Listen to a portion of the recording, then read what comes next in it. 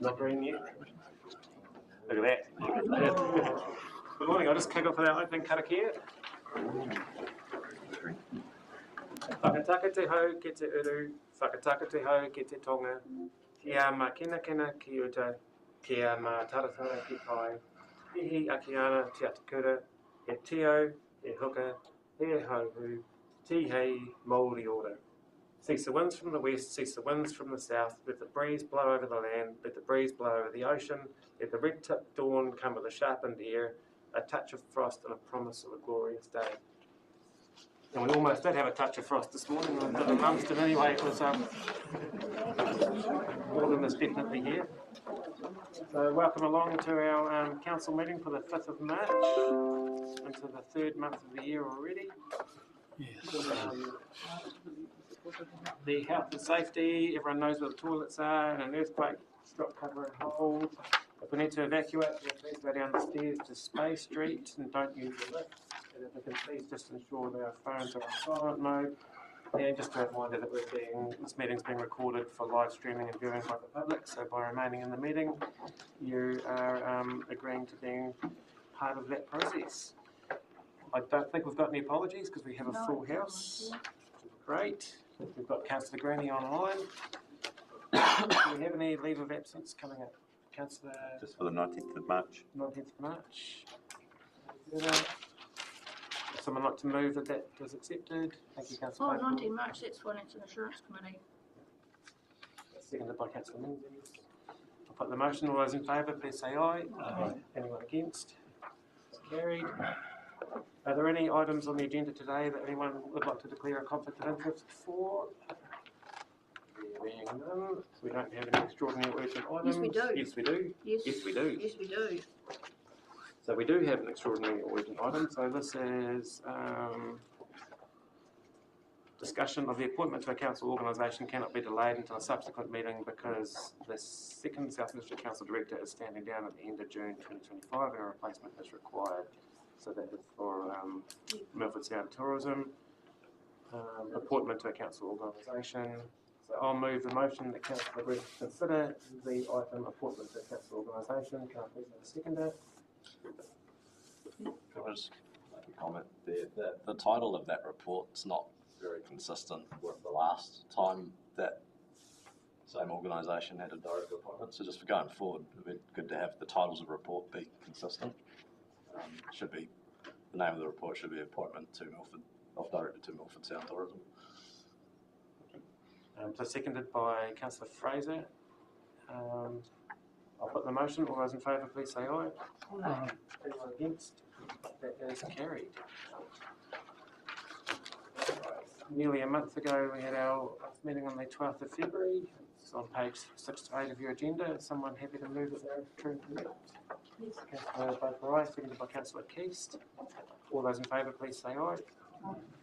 Anyone against? That's carried. Right, we don't have any public participation today, and we've got a very full agenda, and it's going to be my mission to get us all out of here on time. So, without any further ado, I'll go to our first report, which is 7.1, Local Water Done Well, Approval for Consultation. And this is on page 11 of your agenda. Quite a few people up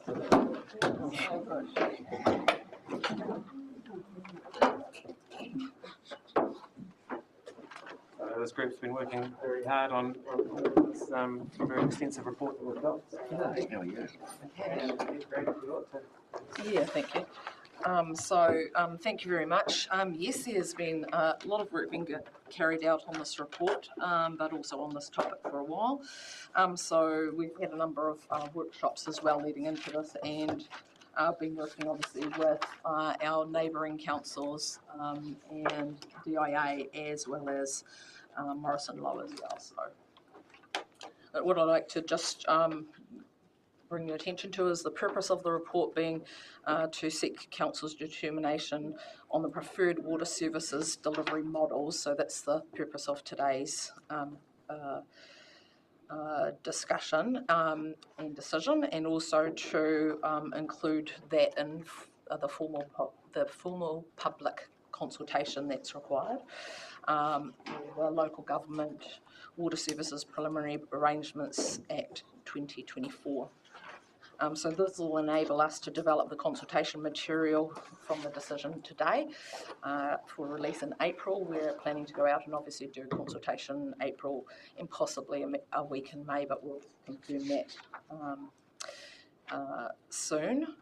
We must submit the final water services delivery plan for the DIA by the 3rd of September 2025, unless we are provided with an extension.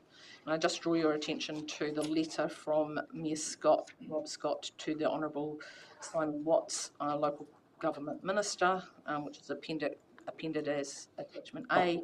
You'll see that this is a formal request for an extension of time for 9 to 12 months. As we would prefer to have the water services standards, the wastewater services standards confirmed before finalising this process. As council, that's what I understood.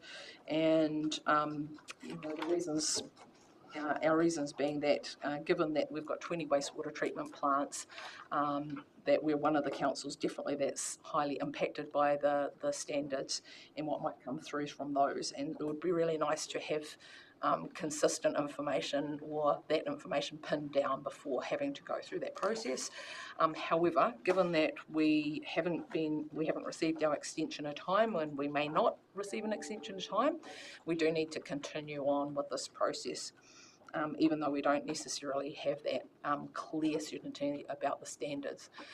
You may be aware, if you've been taking note, the standards came out last week, so they're out for submission at the moment, and we are yet to fully have looked at those to see what that looks like, but obviously it's a submission process, so they won't be finalised until August 2020, or the intention by central government is to have those finalised by August 2025. We've just been given advice that we will be used as, or one of our plants at least will be used as a case study to investigate the package, how the water services will work, so or the proposed water services would work, and the impact for a council. So that's worthwhile seeing, and will give us more detail. However, that's not going to be before you need to make this decision today as to which options you'd like us to go out and formally consult on.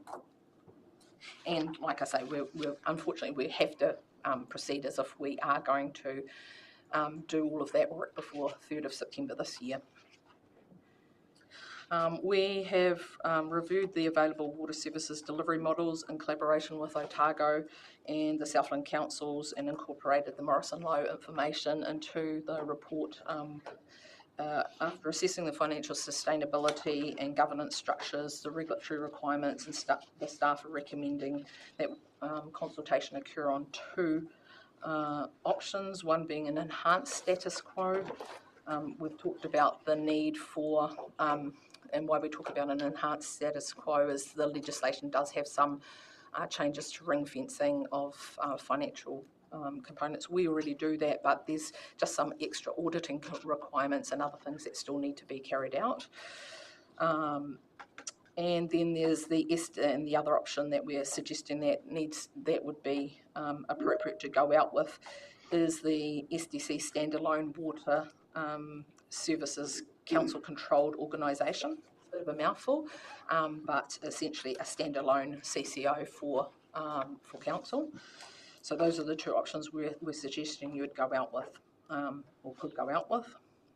The establishment of a single entity CCO has been estimated to cost about $750,000.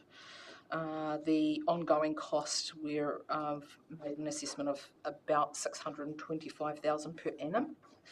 Those costs would include a governance board of 5, chief executive and administrative roles, auditing fees, cost associated with a separate billing. So in terms of the legislative requirements to demonstrate financial sustainability by 30th June 2028, we believe that both of those models will allow us to show that we can be financially sustainable in discussions with the DIA have also given us certainty that that's a possibility, or that's those two options are viable options. Te Mata Arawai's proposed national water standards, like I said, are out at the moment, but that's for another paper, so I don't want us to get distracted onto that at this point in time. I do, however, have copies here if somebody wants a hard copy and wants to delve into the real detail at a later date. I think that's probably enough for now, and you know, if you have any questions, we're all available here to help as much as we can. Thank you, Fran. And just want to reflect on a couple of things too. We're up in Wellington last week, and the Minister, when he was addressing local government, said that we've all had 15 months to work on this, so there shouldn't be any issues, and we need to put our hand up if we want help. 15 months when the legislation hasn't even been defined yet, and we're having to go. It's very frustrating, but I think we also need to reflect on the fact that at the start of that 15 months, we actually proactively jumped on board, met with the DIA, met with Te Mata Arawai, and I think that's led to the fact that we've got a case study happening through SDC now. So the groundwork that we've done at the start has helped to inform this process as we've been trying to, I hate this expression too, but build the plane while we're flying it, and that's exactly what's happening. And I did actually ask one of the senior execs of the DIA if they thought it was fair that we were having to go out and consult with our community, and we had to have our local water services delivery plans and submitted and completed a month after the legislation actually comes out for the standards, which has such a significant impact on what we're doing. Everyone knows now there's $100 million-ish difference between the existing standards and the new standards. So how we actually go out and consult on signals and stuff is very difficult, but I think we've done a lot of good work in utilising the DIA and those contacts to put our best foot forward, so to speak. But I would really like to see this extension come through so that we can be actually consulting on realistic numbers. So when we get the reply from the Minister, if it's a no, I'm going to write it again. I'm going to ask again. I'm going to keep asking, but I agree that we do need to carry on with as it stands. Our $750K for setting up the CCO is pretty cheap compared to talking to some of my colleagues. Some of them are looking at up to $3 million to set it up. So yeah, there's a lot of uncertainty around there about all these models, but yeah, I think we've done a good job on putting this paper together. So Councillor Menzies has got a hand up. Thank you, and for those comments, which really gives a taste of what's been going on for the last 18 months. It's actually a lot longer than that, isn't it? And just like to commend the team here because they're doing business as usual, as well as all of this on top of that. So it makes it feel easy for us to look at this paper here today, but we don't really have a great comprehension of the work that's gone on behind it. I just wanted to clarify one point in paragraph 28. We talked about 23 wastewater treatment plants. We talked about 18, we've talked about 19, we talked about 20. 20. It's 20. 20. Sorry, it is a typo. I thought it had been corrected. I did spot it and don't know how it got missed. Apologies. Growing. Not at this point. Hopefully not It's too many gone more. from the 19 to 20 because the team's always called Riverton one system, but there's two, there's the town side and the pond side. So because there's two systems, we've decided to say 20. Very recently, I might add. Councillor Duffy. Just one, I mean, I think the whole thing's very well put together. We might like some of it, but still. Point 14, it says about community voices and how they'll be listened to, which is great, and incorporated into decisions. And I'm just wondering if that's a promise we mightn't always be able to keep, depending on the factors around it and what people's expectation during their consultation with us might be, as it were. Because I was wondering about actually prefacing the consultation with the predicament that we're actually in, and even highlighting the fact that this is based on signals, this is based on, and it is uncertain. But did you want to? Yeah, I guess that it is correct. There is so much uncertainty still, so we don't know what the submission for the standards might result in and so on. So it is a little bit of a moving target, so you're correct. I guess we could pare that back a little bit to say we need to obviously hear the voices, but at the end of the day, Council Warnifo needs to think about affordability and a whole raft of other things in amongst that process, as well as the legislation, which might not always be,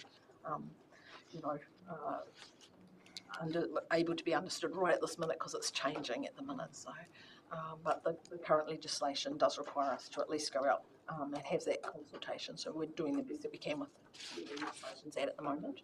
I did want to.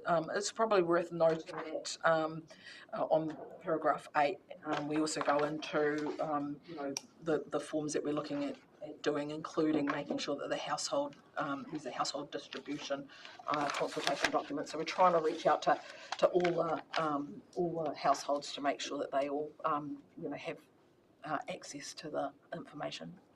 So, yeah, we do want to reach out and do that. And just with these costs, is it 54 and 55 about setting up the new entity? I'm just wondering, is there any government funding for that? And is there any savings that we can offset? Very easy answers. No, there's no cost. No. There's no contribution from government on behalf of that. And in terms of the cost, the Mayor indicated he thought that 750 for the establishment cost might be light. We've done our numbers. There may be something that we're missing. We did check the numbers or get a gauge from the DIA on what they thought that the number would be for in our situation. They thought, it could be, around the million as well. So that was another number that they had out there. But we believe when we tested it on that, the 750 seems like an okay position. We are lean and mean and we do things pretty, tight. So we think that we can do it for the 750. It might be a little surprisingly maybe that's upward, but I wouldn't expect it to be too much more than $1 million if it was. And is there any thing we can gain if the new building set out that could incorporate this that might save 2 lots of spending or something?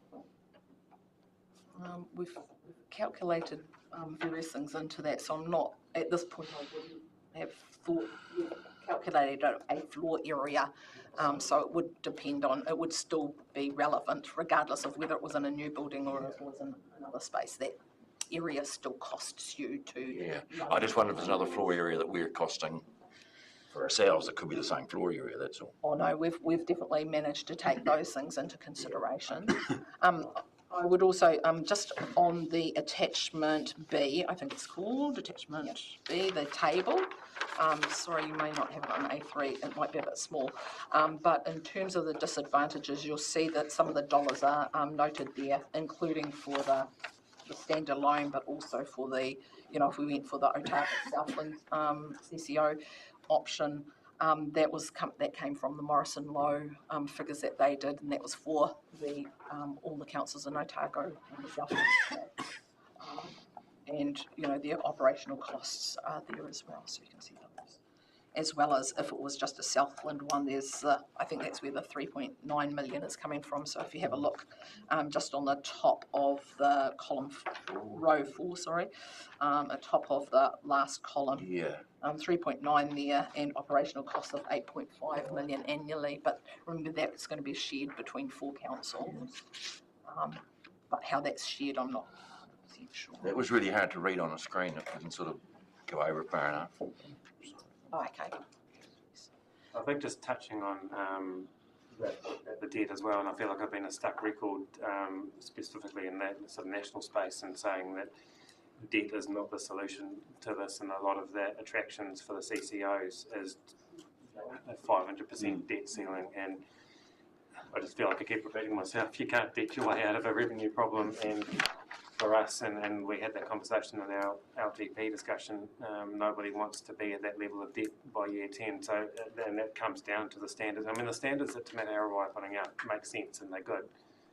Specifically the 35-year consents, which go a long way to saving. So if what is proposed happens, the financial sustainability piece is actually going to be okay, irrespective of what organisation we choose. But I think it's just, again, reflecting on that debt is not the solution, especially for a council like ours. We've got Councillor Byers, Councillor Menzies, and then Councillor Fraser. Thank you, Your Worship. Thank you, Fran. Just you mentioned these standards are coming out for consultation now, and you haven't had a chance to have a good look at them. But I'm wondering if you've got an idea about how the treated wastewater is going to be dealt with on that. Is it a land issue, or is it still going to be a... So they've got a variety of options available. They look at to land, to water, to sea. So there is a variety, and depends on the situation, the amount of the dilution, the number of connections that are in there. So if you've got fewer than 1,000 connections, for example, they're looking at what's the receiving environment, so what's the flow rate of the river, and what's the volume of that river that it might be going into, or is it going into the ocean, and so on. So that's how the standards are working at the moment, and there's definitely some tables in there that we need to get our heads in line with. When we were seeing the original proposals, we haven't had a chance to go back and check, but it did look like a significant change. The mayor was talking about the 35-year consenting. Some of our consents we're only getting for 15 years, and so we're having to do reconsent, at least twice in a 35-year period, which, in itself is a costly process. So, yes, but just received, just out. We've got until I'm going to give you the date. It's the 24th. It's a day before Anzac Day, the 24th of April, to get this submission in by. So I've got a little bit of time, but not heaps. Yeah, my consent means onto it and having a good, he's delving into the detail. Delving into and reading and just seeing if it lines up with the way it was submitted. But that's a big piece of work to get through Parliament, get through a select committee. Still a long process. Still waiting on that feedback.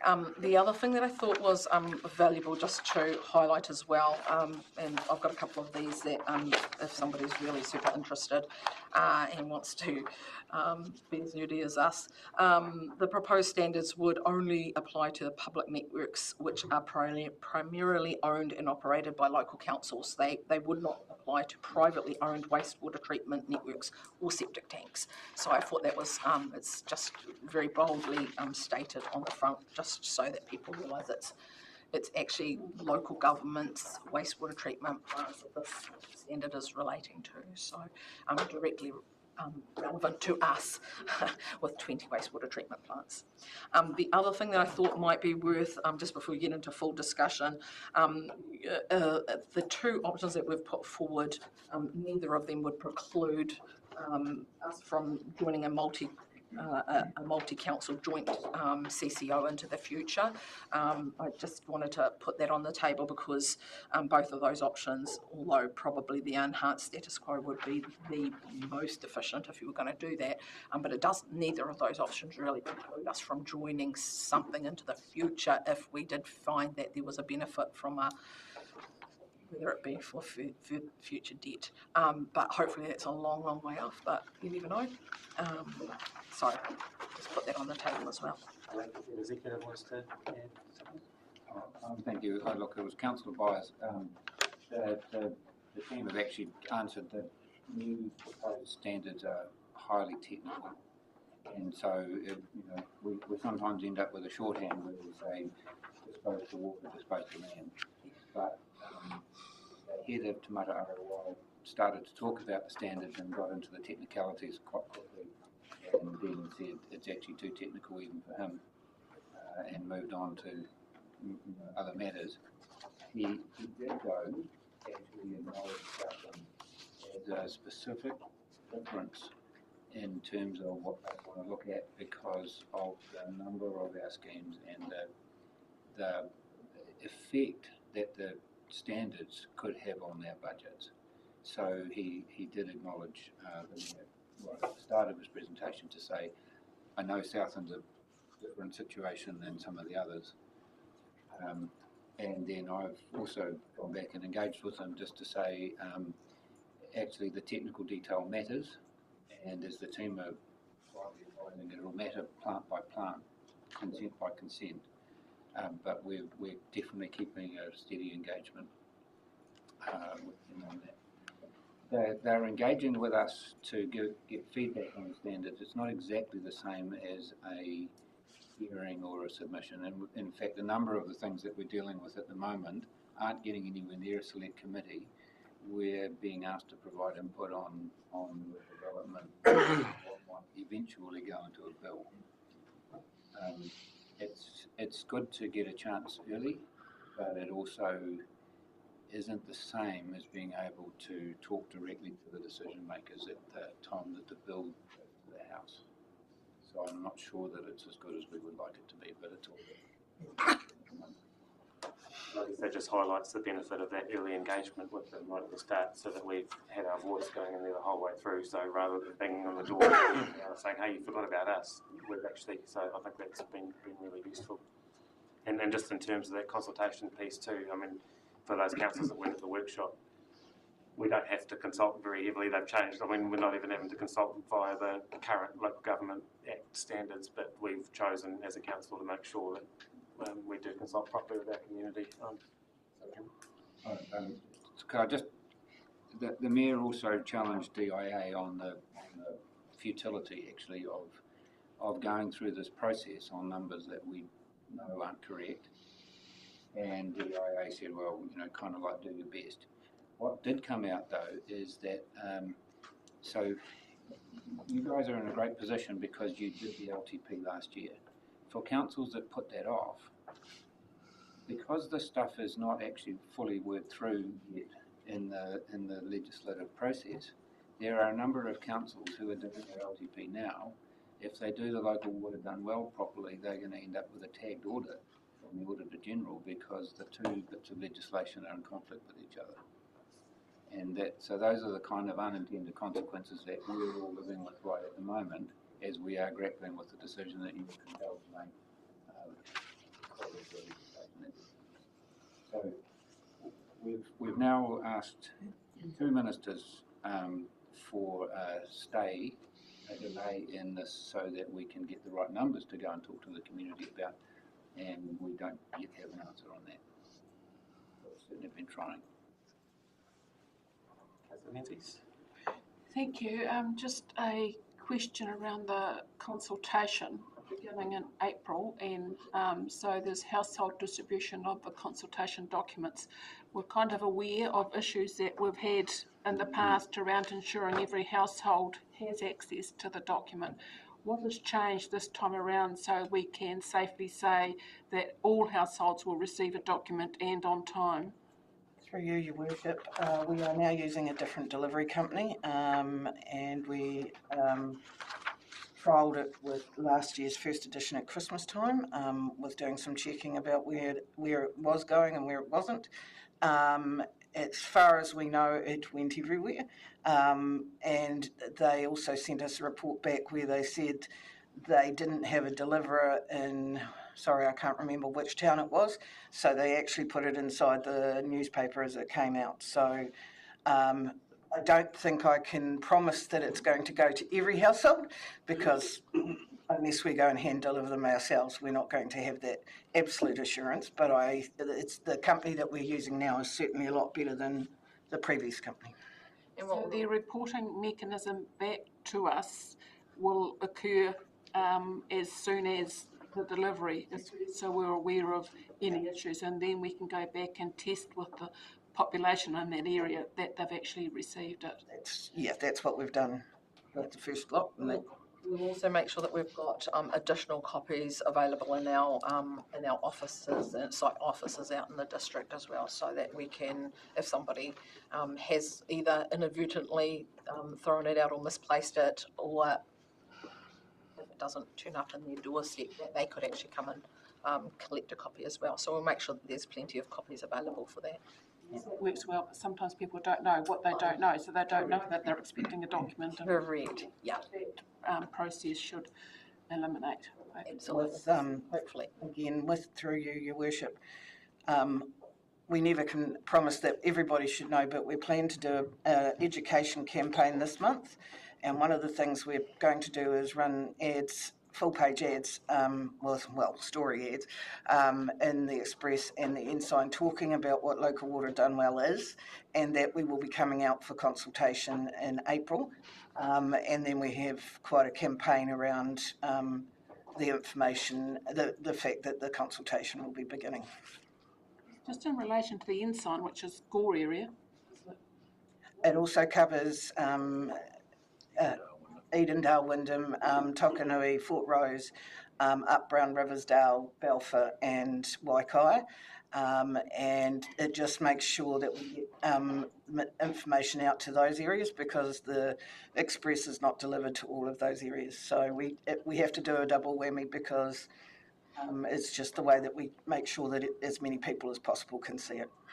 That's fine, that wasn't my question. My question was around how do we, I guess, in that information, distinguish what we're doing from Gore, who District Council may be doing the same thing. It's just a comment you may want to think. I think nowadays you can get messages printed on toilet paper. And I think we could probably also utilise antennae to let people know to expect something, and then if they don't, they can reach out and grab it as well. Councillor Fraser. Didn't actually have a question, but I will make a quick comment, seeing if it just seems quite ironic that after years and years of talk and millions of dollars, we're going to do what we've always done, with a little bit of enhancement, and it just shows what an absolute waste of time and energy this whole process has been. Well done for the team for still being positive and getting to where we are. And I think that comment actually reflects on the fact that as an infrastructure delivery council, we haven't actually done a bad job through the years as well. And for all those ads on TV that we saw a few years ago with the green sludge coming out of the taps and that patronising kind of approach, it wasn't actually reflective of the situation on the ground. So in some cases, that's not a problem that doesn't exist. Councillor Duffy?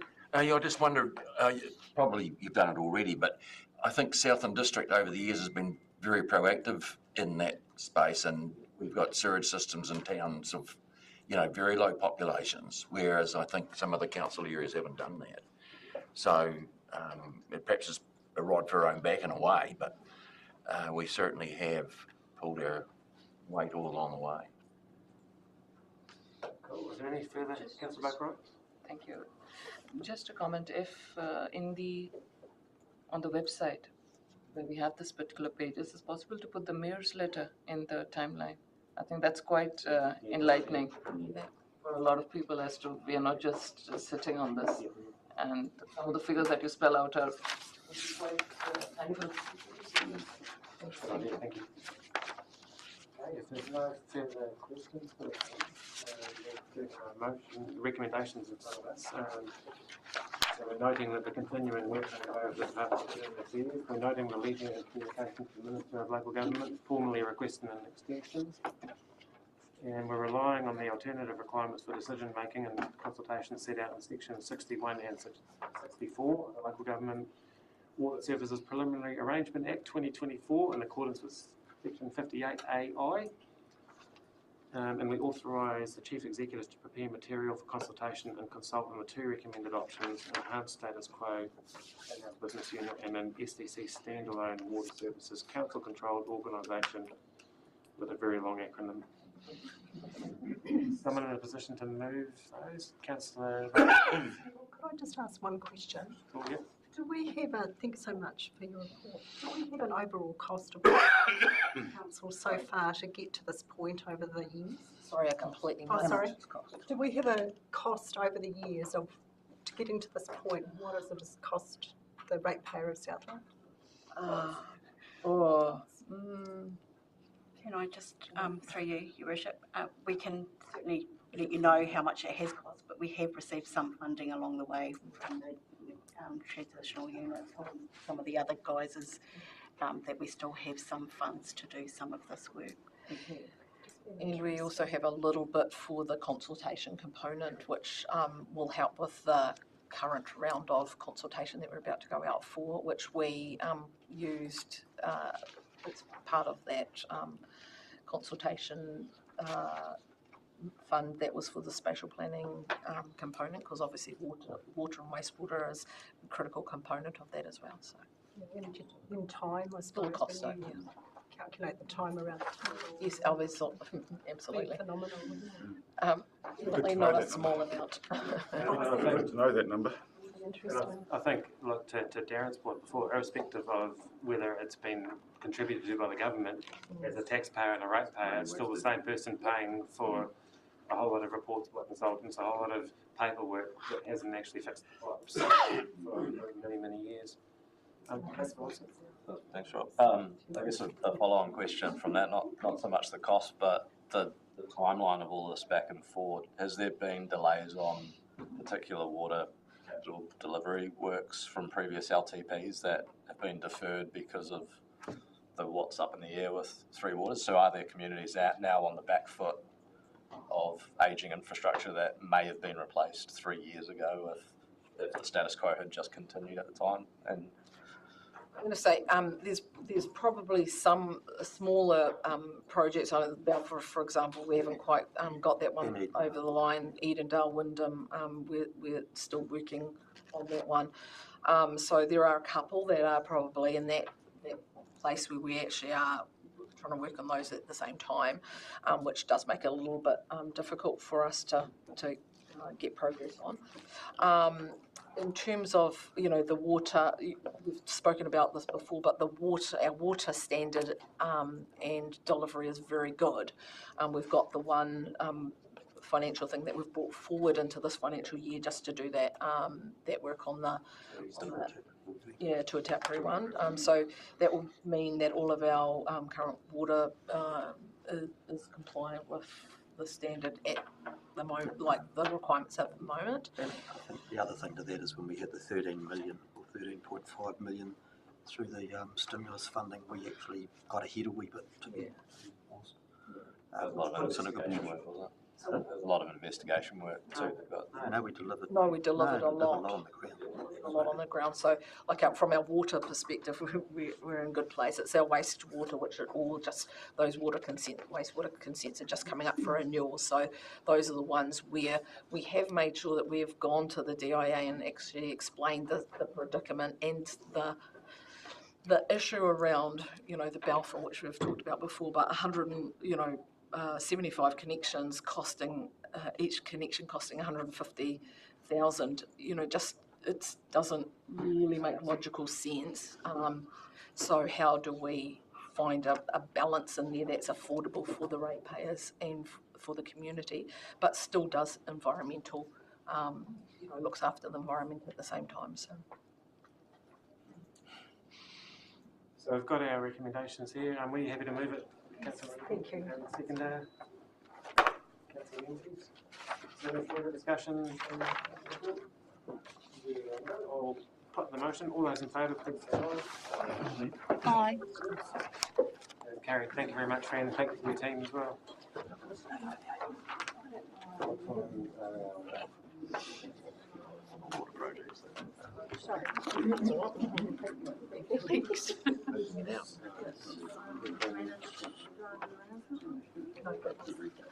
Yeah.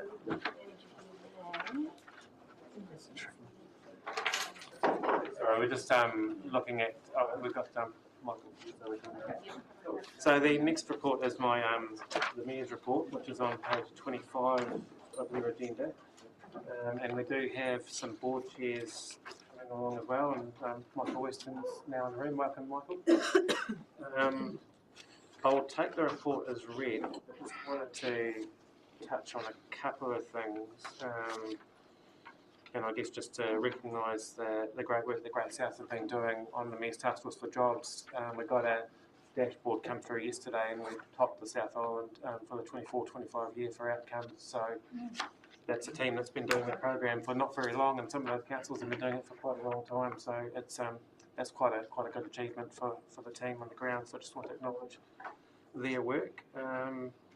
And before I hand over to our community board chairs, I'll just invite any questions for anything on the news report that anyone has. Like, so I'll invite our chair of Aparima, Michael Weston, if you'd like to come up and chat with us about what's happening in your batch. Okay. Thank you, Mayor Rob. I've got some pictures on memory Well, stick. let's deal with it here. So I've got it there as well. And So I'll you good? get this going. Great to have you here, Michael. Pleasure. Mayor Rob, councillors and staff, thanks for this opportunity to speak on behalf of an update on the Oraka Aparima Community Board. Stage 1 of the Taramia Bay Playground has been a rocket ship. We've got some photos, you can start on them. Yep. Coming in a budget of $250,000, the playground has seen many great new activities introduced. The Tatuna relocatable pump track, which we've had on loan for 3 months or so, must be due to go. With over 1,400 kilometres completed each month by young and old, was both brilliant and revealing as regards popularity. Southland District Council staff have just completed the survey seeking ideas for stage 2. That finished on Friday, seeking for ideas for the next stage. Preliminary feedback definitely sees the need for a permanent pump track, perhaps a rope tree, you know, the 3 or 4 metre high trees that kids could climb on, tent style shading, more swings and more picnic and form seating. With the successful completion of the Jazz and Blues Festival, the deer fencing is going to be removed around the barbecue and raised grounds area, making this a much better flow to the beach. We're in discussions currently with Aparima Rotary Club to fund additional disabled access picnic tables and form seating in this area. We have one awesome beach, and it will become even more so as Southland's premier beach playground destination. The Pawashao, a wee saga there, is unfortunately still generating some negativity with the rework and repaint stalled while staff and contractors resolve the best solution and methodology to repair. Water egress caused some minor delamination, probably only 50 mil in a couple of places, so pretty minor. But it was thought best to address this problem early and comprehensively. So I've been having a bit of flack about it. That's pre the undercoat that's been put on since the Tiwai Karari Reserve opposite Bupa Longwood, overlooking the Aparima, is in the final stages of being transferred from Aparima Estuary Care Society to the Aparima Pest Busters Society. They've already completed significant track clearing, and you can now walk a 1.2 kilometre loop track in 30 minutes or so. 9 stoat traps and 11 smaller rat traps have been placed around the circuit with good captures already. It's a great walk, do try it. So you got some pictures there you can click through, catch up with me. Jointly with the Colic Bay Progress Leave, we're working for the replacement of the Colic Bay surfer. Fundraising has begun. The group's already raised over $20,000, and with the Community Board's commitment of $35,000, we're well on the way to being able to start this project at a provisional total cost of $120,000 or so.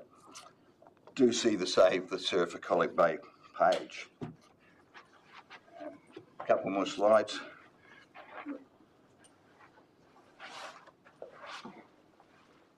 Yeah, just more of the great views.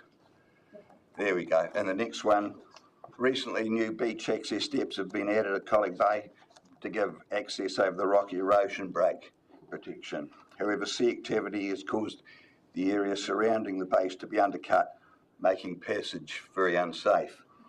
Council staff are looking for a solution. The sea has its own mind in these things, so I'm sure they'll come up with a good solution. Following stage 2 of Taramia Bay, perhaps financial year 26-27, we're keen to see the initial development of Bath Road with longer term barbecues, picnic tables, form seating and toilets being introduced.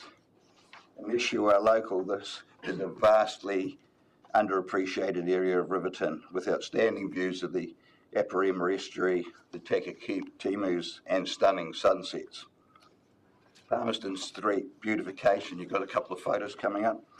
Continuing with 5 new planter troughs being planted and they're maintained by a group of 7 Riverton ladies and 2 husbands. They were part of the original beautification group. A further excellent idea is currently being investigated to shroud some of the power pools with circular cutout tubes similar to S Street in Invercargill. And you'll see some mock-ups that one of our local residents did. A local artist, semi-retired Roger Thompson, is going to present these ideas at a board workshop. So we've got a couple of other shots of mock-ups he's done. You'll just see those. The board's committed to 1 new footpath of some 260 metres in Dunite from the corner of Church and Richard Street to the camping ground. Estimated cost of about $26,000. This is a very high traffic area with no paths or even a fully grassed walkway. Concrete would have been at least double the price. It's a killer, this infrastructure with concrete paths, etc. So we've elected to do Dunite there. The Community Board with SDC are about to review the levels of service for parks and reserves areas of our region in March. Proportionately, Riverton has a huge area to maintain, and we'll be asking our community for their thoughts on how we can contain or reduce costs, perhaps less areas mown, less frequent mowing, higher cutting heights, etc., or maybe some areas not mowed at all. It's going to generate some controversy, but there's no free lunches, sadly. With the successful Jazz and Blue Festival last Sunday, deferred due to bad weather last Saturday, I think there's about 700 people came, even with the deferral of the day. Some promoters you would have seen in the Southland Express and that have called for a new sound shower. I've spoken publicly that any initiative would need to be publicly funded and have neutral ongoing maintenance costs for this to be a viable consideration. It's the killer is the ongoing maintenance, isn't it? We all know that of the council for our infrastructure. The media definitely is hungry for anything contentious that they can find. Now we have some local challenges, and I speak much of Southland. They're common and in abundance. Cameras. The Community Board has had multiple submissions for camera placement on the approach roads to Riverton, and an overview and also an overview of our high value assets, Taramia Bay Playground, toilets, power shower, etc. This demand, I believe, is Southland wide, and any solutions identified by the District Council need to be made in consideration of the big picture. That's all the Community Board's needs. I'm in wonderment at the estimated cost for Winton, and I've heard some really high figures, and just wonder whether all community boards can give an overview of where we're actually at with cameras and what the requirements and specifications are, so that we all have some insight, because there's no point having different systems for different community boards in the long term. I have, and Councillor John Byers and I did some research last year, and then we passed that on to District Council staff, and they seem to have considerably better pricing. Their systems that we passed on are used by several district councils throughout New Zealand, lots of secondary schools, etc. So it's not an unproven technology, 10-year warranty, whole lot of stuff. You just pay an annual rental, as I understand it. Spatial planning, affordable housing. Like many areas within Southland, Riverton is significantly challenged in the area of affordable housing, especially for young workers and young families. It is all but impossible to find available housing and certainly none below 500 per week. Employers are constrained as their potential staff cannot find homes locally, and thus they don't come here to work and live in our community. As Riverton becomes ever more popular with the higher paying Queenstown and other buyers, we are rapidly pricing out the younger families and single workers. Perhaps the District Council could look at partnering developers in identifying land that could be fast-tracked as affordable housing to help create truly sustainable growth. Long-term question there. The other one, spatial planning, senior citizen housing. I'm aware that the District Council is currently completing a review of rental pricing, but I do not believe this has gone far enough. The District Council needs a transparent rental structure that is means testing, tiered rentals, designed to fit community social needs and affordability.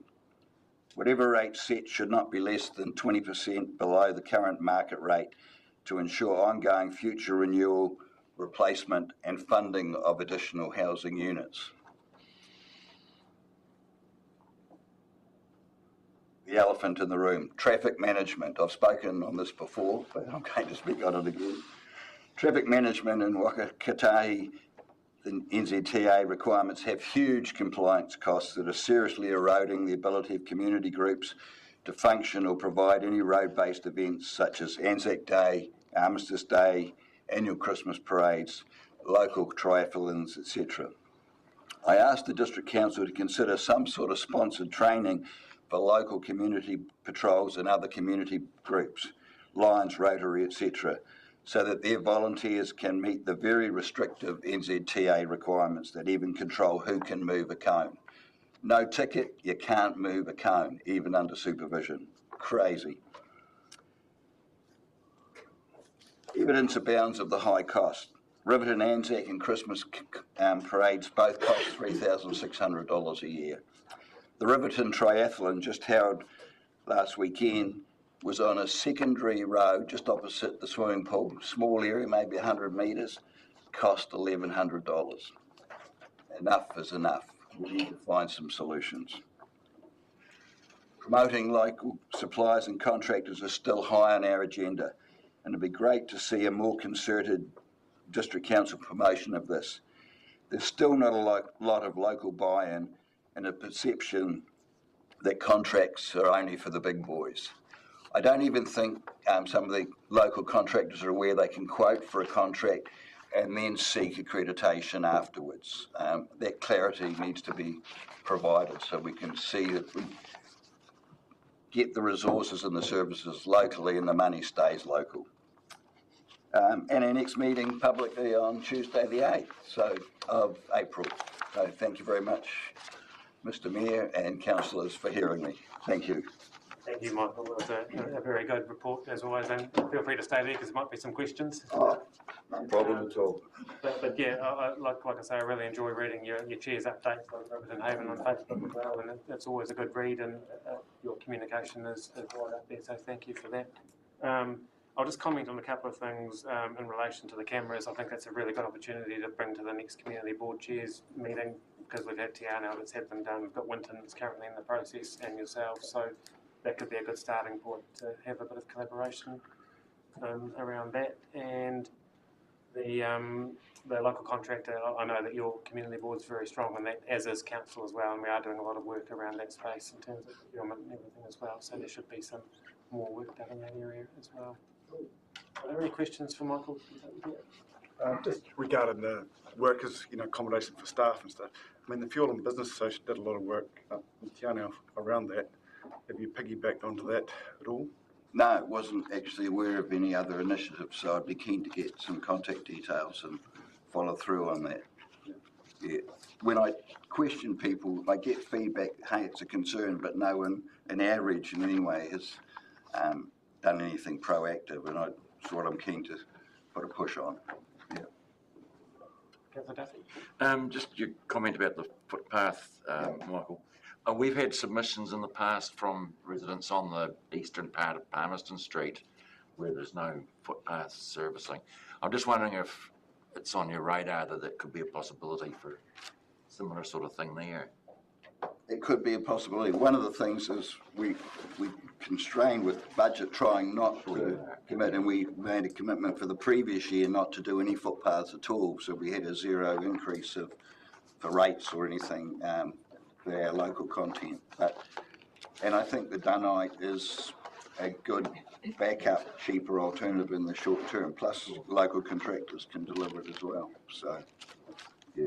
But no, that's some areas of Palmerston Street and others. In some areas, there's at least one footpath on one side, and you have to say it's a bit hard to argue for a footpath on the other side of the road. Overall, the footpath condition in Riverton certainly has been judged as, I've always got to get the grading around the right way, 4 I think it is, which means the best possible near enough to new state. We're really lucky that the footpaths we do have, by and large, are very good. Yeah. Thank you, Michael. No further questions? Councillor Byers? Thanks, Your Worship. Just a comment really, and how much work Michael does out in that community, and he is so busy, and he's certainly led the way, showing in some cases how to get around some of these traffic management issues, delighting some of the community with his efforts out there. And the communication which you mentioned is just wonderful, the way he keeps what's happening. Oh, thank you, Don. Keep up the good work. It's a great community. We've got a great community board. They work together. We do get consensus, and we've got strong views. But we do establish consensus at all our meetings. So we're very lucky in that regard that the people want to work together for the betterment of Aparima, Araka Aparima. Yeah, these briefings highlight to me the value of a community board as well, and the local voice in the community. So that's yeah. Thank you, Michael. Thank you. It's making benefit. Sorry, yeah, Tom. To give him a review. Thank you. So quickly before you go. Sorry, Michael, just a quick question and around the traffic management side of things as well. Unfortunately, I didn't make it to the Blues Jazz Festival in Riverton, great initiative, and it would have been great to go to it. Is there a correlation between the traffic management that I assume would have been required for the music festival and for the triathlon that you made in terms of the inconsistency around those two things? I'm not sure what the costs were with regards to the Jazz Festival. We've asked Jamie McCabe she's going to come and do a report at our next meeting of how the festival went, etc., and some of those impacts. It probably cost more than the 1,100 because the 1,100 the road was only closed for about an hour and a half for the triathlon.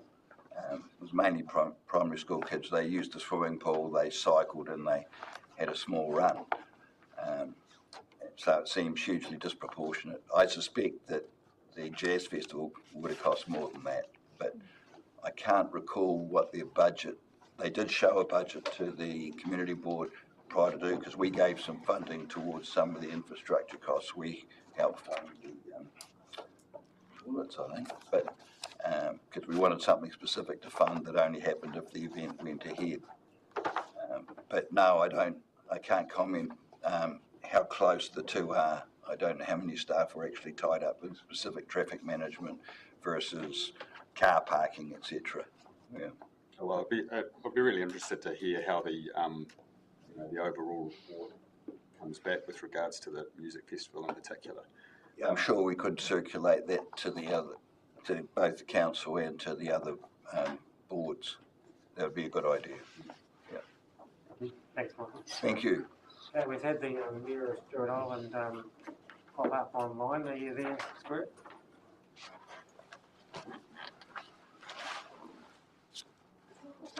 Hello. G'day, how you going? Can you hear me? Yep, we can. Can you hear us all right?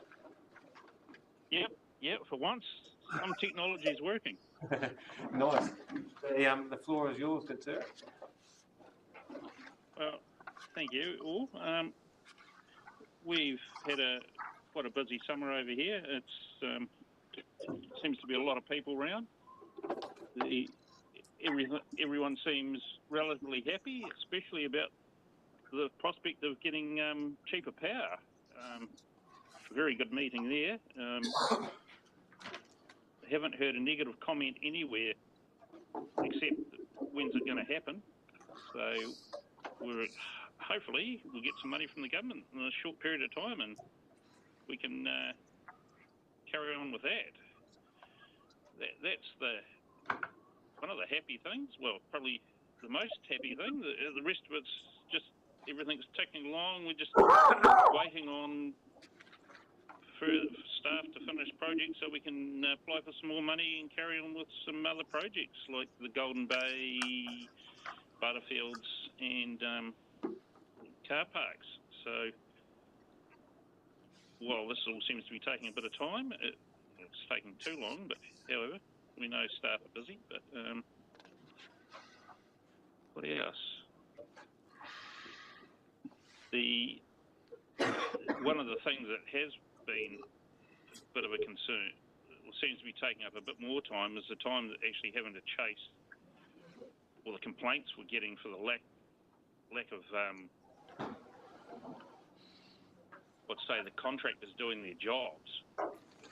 And I know staff are spending quite a lot of time having to chase them up, but whether it's how the contracts are written and just their mowing contracts, it's taken hours of chase ups and problems, and I know the staff have been chasing the contractor up, and in future I hope the contracts are written a lot more tighter so we don't have this problem. And how's the parking bylaw change? Like, did that work well? We got that in for the summer. Has that gone down well? Well, it would have been if we had the signs up in place. As soon as we get that through, there'll be a lot of happy people. It has started to move some people away from parking long term already, but there's still the stubborn ones that don't give a shit, and until they get a $75 fine on their windscreen, are not going to change, which is unfortunate that we had to come to this, but that's really how it is. But we're glad that it's looking close, hopefully. I believe you've got the approval on the agenda today for the there is an item money, so yeah. We'll be pushing for us to say yes to that. Well, I hope you do. But apart from that, I think everything else is just ticking along reasonably nicely. Oh, and I'd like to add a happy birthday to Mr. Spraggan. Oh, thank you for that. He's got a good shade of red. Cool. Well, thank you for popping along. I know you're very busy there. I can see you're probably in your workshop, are you? In the background. Fighting here. Yeah. Yeah. Just about to make some noise. So. Oh, are there any questions from the floor? He has to make up for yesterday when we had a 6-hour power cut. So he couldn't work very much at his workshop. No. No questions? Sorry, Karen? Any questions? Oh, yeah, I've got a question as well. Through you, Your Worship. Hello, Mr. Squirt. It's Tom here. Yeah. I see that the Rakiura challenge has been sold out in record time, which is good to see for the event coming this year. Have you got everything you need in order to be able to satisfy the visitors and the residents in terms of accommodation and just everything that's required to logistically run that? Is there anything that we could do better, or are you pretty much all over that? It's accommodation's the only thing that really hampers it, and that's just the hassle of building accommodation here and the expense of it. And part of that, well, comes back to that Fiordland National Park zone and all the zoning rules that will hopefully at some stage in the near future get rectified. But the team that run that do an excellent job, and they don't really actually require much. It's all sort of very organised for them. Well, they organise it, and yeah. The only complaints were last time it was about the state of the track, but that's Doc's problem. They don't seem to be spending much money on it at all. That squirt would be the cost of road closures, road supervision, because it uses two parts of the roading network. One part very, very briefly, but the part that comes back down Main Road and into the bay, it's closed for, or semi-closed for 3 or 4 hours. Are you going to be running it, Tom? No, I can't because I didn't get an entry in. So, well, you're slack. No, it just goes to show that it's a very popular event and pretty well subscribed. So as long as it's good for the island and good for visitors and it's run well, then well done. Yeah. Thank you. Yeah, no, the team runs it, do a very good job. And sorry, Councillor Wilson. I just had a question or a call when we visited Rakiura last year. We visited the Over Island Wharf, which I understand is still a project. Is there an update on what's happening with Over Island? I think it was supposedly going to be closed this month at the end of the season. Or? I've got Sam here, probably they can jump up unless you want to answer that squirt or. Well, yeah, Sam's got a date to meet tomorrow. Pretty much, so he'll have an update on that. But yeah, I'll let Sam. Going. Yeah, Sam can jump. Sorry, put you on the spot, Sam. Yes, through you, Your Worship. So the Over Island Wharf is currently open and will remain open as long as we can keep it in a safe state to do so. So that's the interim approach. What we're working on currently is two main options, which is one option is the disposal of the wharf to the Hunter family, who would then upgrade it and operate it into the future. The second option, which we reported to Council late last year, is Council retaining ownership, and I guess I would describe it as simplifying the approach to finding a solution. So rather than shifting the wharf and spending up to $1.5 million in bathing bay adjacent, the adjacent bay around, working within the existing footprint of the existing wharf and getting the specialist engineering advice to upgrade it where it currently is and within the current footprint, which also avoids the need, for example, for things like resource consents. We may still need a building consent. So we've done some work with the community board who have supported introducing a new fee to fund wharf structures on the island, particularly the Over Island Wharf, and that's a $2 fee to go onto the wharf and a $2 fee to come off, and we will work out the detail with the operators to collect that, so that'll be a potential additional income source, subject to the consultation process that I believe will occur around fees and charges going through. I have a field visit with Chair Aaron and the engineer and other staff tomorrow to do an inspection on the wharf, and following that we will then have a set of recommendations coming back from the engineer for Council and Community Board consideration. Sorry, it's probably a fair bit of detail, but it's probably a timely opportunity to give you an update because I do understand how, I guess, controversial it has become. A very practical approach, I think, is there's a lot of work being done behind the scenes by you and your team, so thank you for that. I think the important part on that too, Sam, though, is that there is that 8th of April, is it, the next board meeting. The board has sort of made a commitment. They are making a decision one way or the other at that meeting. Yes, so my understanding is the community board, there has been some past advice and discussion about what can and can't be done with upgrading the existing structure around health and safety. My understanding is the board wants a definitive answer around what can and can't be done from that perspective. My understanding is that there may be some further, the ability to actually engage an engineer who's got experience in this wharf, we've done that, but I believe some of our advice may go beyond the 8th, but certainly we'll be able to provide some more definitive information about what can and can't be done with the existing structure. And just before we wrap up, I just want to again acknowledge your time, Squirt, on this electricity project. We've had many meetings during your lunch break, if you even get one of those. But yeah, your input into that has been vital, and it's yeah, a lot of people don't recognise how much time goes into these applications. In about 8 months, we did a hang of a lot of work to get this RIP application done, and the strength of it is because it's coming from the community. So. You acknowledged the community meeting that we had that was really good, and yeah, that's just recognising your strong input into that process too, so thank you. Yeah, I'd have to endorse that too, but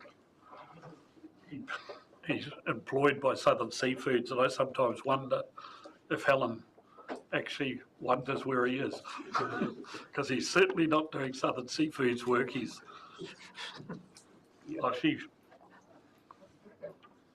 Swings and roundabouts. Yeah. So thank you very much, Squirt. Appreciate all of that. And we've got our newest community board chair that's just arrived, I think, Katie Allen from the Community Board. So you're welcome to come to the table, Katie. Thank you for coming. Hello, everyone.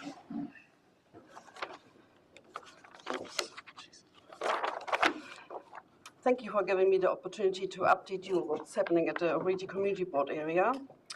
From all boards, our board is the last to have their 4 projects delivered from receiving grants via the Better Off funding. Finally, last week, actually tools came out and work on 2 projects have started. The Ryle Bush community is extremely excited that their community center receives a new roof after waiting 10 years for this to happen. It is anticipated there will be sufficient leftover budget to repair the broken concrete apron, which has become a health and safety issue. The community has also asked for minor improvements and upgrades to the former school building. Planned is adding some extra power points to the main room and replacing the original 1960s children's hand wash basin in the toilets. A lot of investment has recently been made into the Dipton Hall, which is now also getting a new roof funded by the Better Off funding grant. It is anticipated that the roof work for both facilities to be completed at the latest by mid-March. This work will provide long-term protection for those 2 assets. The board hopes to see both these facilities being enjoyed and used more frequently by the community in future. The Wallace Town community received the biggest chunk of the Better Off funding allocation and will soon enjoy an upgraded recreational area next to the community center. Drainage and tree removal will be undertaken shortly, as I understand. At the end of the month, the board and staff will meet on site to fine-tune the scope for the BMX track upgrade. We have one more project which received a grant from the Better Off funding. This will be Council's last projects to be delivered from the Better Off funding projects. Staff applied for funds to upgrade the storage area of the Winton Memorial Hall, which is scheduled for next year. Our dated RSA hall is also up for some much needed attention. The present borer infestation was a good reason to modernize this well-used facility. Our board anticipates an increase in use once work is completed, as Winton community needs more smaller-sized meeting venues. Winton is about to have their own emergency helipad, and construction will start mid-March. The Already Community Board has been united and supported this community project right from the start. It has been fantastic community effort seeing this become reality in a matter of months, raising all funds without even asking our board for financial help. In August last year, the board requested that the CEO of the Southland District Council provide the board with the necessary information to be able to make an informed decision on the proposed CCTV cameras in Winton Township. A working group with representatives from council staff and board members was formed in collaboration with the Southern Police District to work through the points of concern, which were all addressed in a comprehensive report that council staff presented to the board on 17th of February. The working group has made good progress, and questions around privacy matters were addressed, including updating existing council policies and formulating a new agreement between the Southland District Council and Southern Police District, which in turn has prompted both parties to consider the implementation of these updated measures throughout the wider southern region. On the 17th of February, Council staff also provided the board with an independent and comprehensive cost estimate of $130,000 plus GST for the installation of 5 CCTV cameras along Great North Road and 1 on John Street.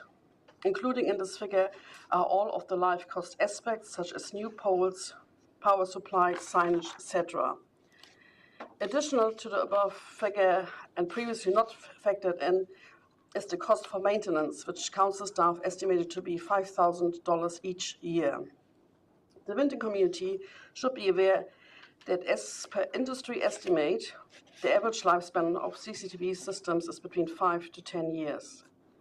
As these costs are substantially higher than the $16,000 and $44,000 council staff presented to the board in June last year, and to what was circulating in the public arena, the board has suggested for the working group to continue with a new focus on narrowing down the actual work scope to enable the board to identify possible cost savings for discussion when the board meets next on the 24th of March.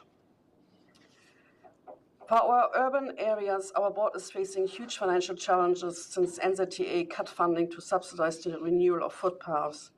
As a short-term solution, our board has cut back or carried forward some of the scheduled work, which will allow us to spread out and reduce the debt burden. Later this month, our board will look into more long-term solution at our workshop. Especially from the Winton community, our board receives consistent feedback from old and young people that footpaths are a major issue. The board identified the need for operational work schedules to be aligned with each other to avoid wasting money and resources. For example, if our board would receive information in advance about planned stormwater renewal in urban areas, it would enable us to plan ahead regarding footpath projects and tree maintenance. On top of the funding issue for footpaths comes the fact that in Winton, most sealed footpaths are on one side of the street only, which in most cases is on the same side where trees and power lines are located. In order to comply with the new central government regulations regarding trees under power lines, our board would need to remove almost every tree along all Winton streets. The next step would be to replace the footpaths and ideally plant trees professionally with root guards on the other side of the street. All this will be very costly and will take years to deliver. Because of that, our communities will see little progress, face increased rates, and become frustrated with the board and council in general. I have tabled for our board to start discussion on finding long-term solutions and strategies for our urban areas at our next workshop, which is coming up later in this month. The other issue our board still struggles is the budgeting.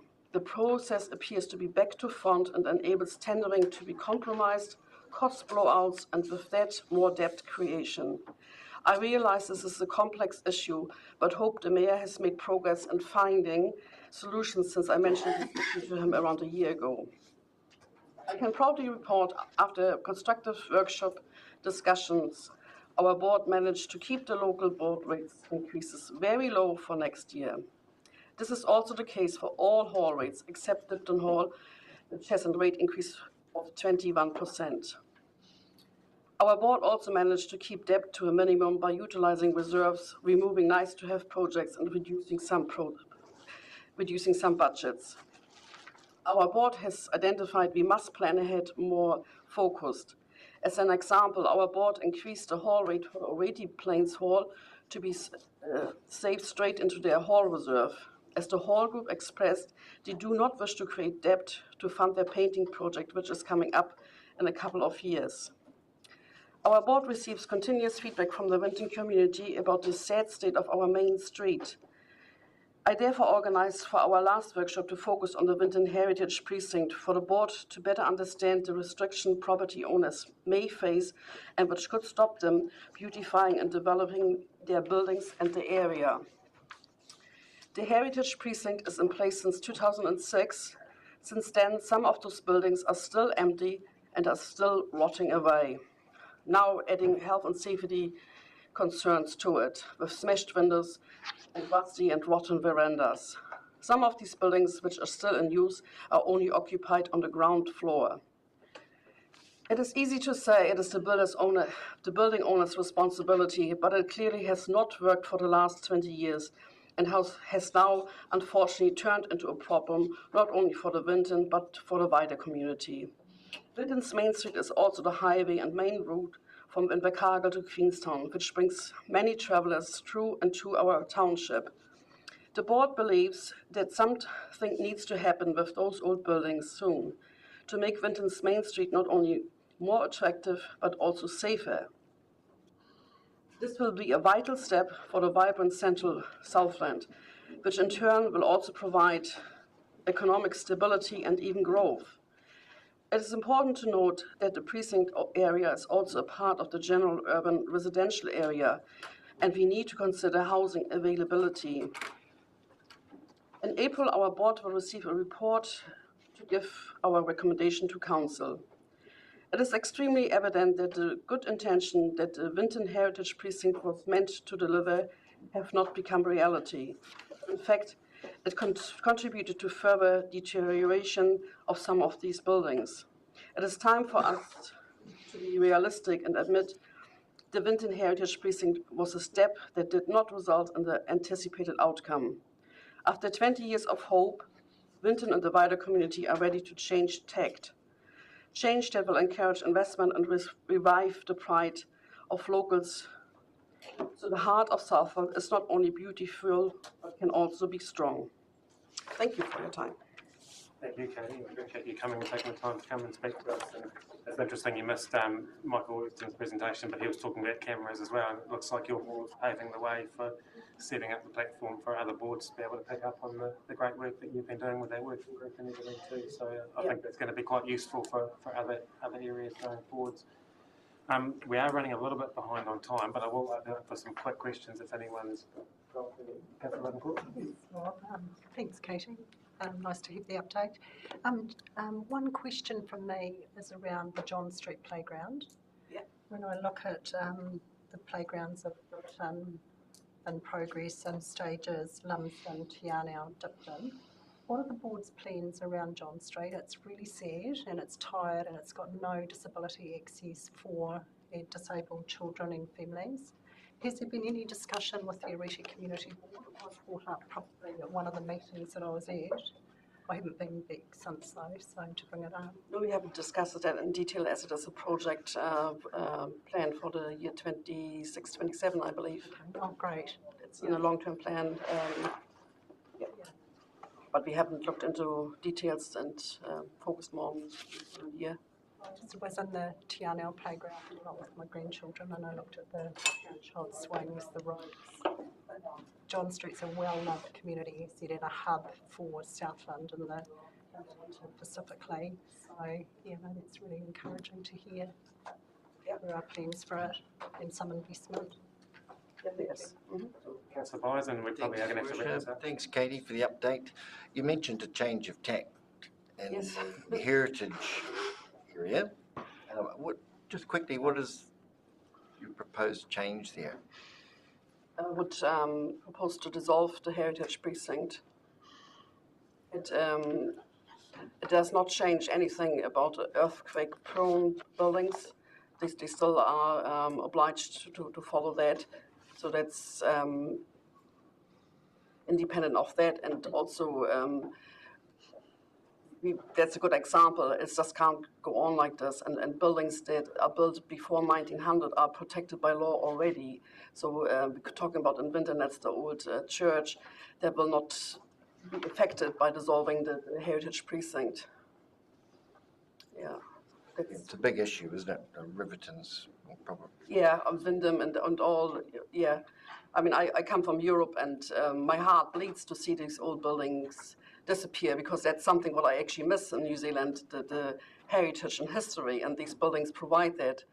But you can't force investment, and they also cause a health and safety issue. So if they all crash down, then that's a huge expense. It's not, you know, just the stormwater, the street, everything gets damaged, yeah. Thank you. We can probably continue some of the discussion over morning tea, which we need to get to. But yeah, just like to thank you for the work that you're doing in your community. With those cameras, I know that looking forward to getting something in place there, and there's been a lot of good work done on that. So thank you very much for coming in, and thanks to the other two board chairs as well. And we've got a recommendation here that we received the report, and I'd just like to add another one on there that we acknowledge and thank the board chairs for coming along, which I will move here. Is there a seconder for that? Councillor Boper, aye. All those in favour, please say aye. Aye. Anyone against? That is carried. So the board chairs that are present, sorry Squirt, you probably can't remotely join us for morning tea, but we'll have a 10-minute morning tea break and we'll come back. Right. Page 30 something. No, useless stuff. And I'll hand over to the wonderful man sitting next to me, the Chief Executive, to introduce his report. 37. Page 37, everybody. Thank you and good morning. I'm going to take this report as read. There's a heck of a lot of material in here. I'd just like to acknowledge the comments from Councillor Ruddenclaw earlier on around the amount of staff time that has been going into a huge number of things. Yes, it was initially we were talking about the three waters and then the local waters done well, but actually budgets, compliance, getting information back to council for workshops or getting it to government has involved people working weekends, working incredibly late nights. I get to see the email, the timing of the emails being sent from staff to each other and to me and to some of you, and some of those are incredibly late. In the list of things that are in here, on top of that, I have another role where I am the chairman of the coordinating executive group for emergency management Southland. That's a role that belongs under the emergency management legislation.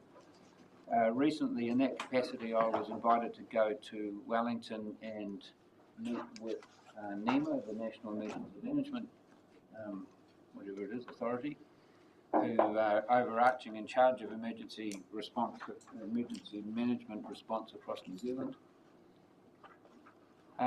Just before the end of the last term of government, there was legislation going through the House to revise the legislation. And it was well advanced. When the government changed, they cancelled that, and now they're in the process of starting again.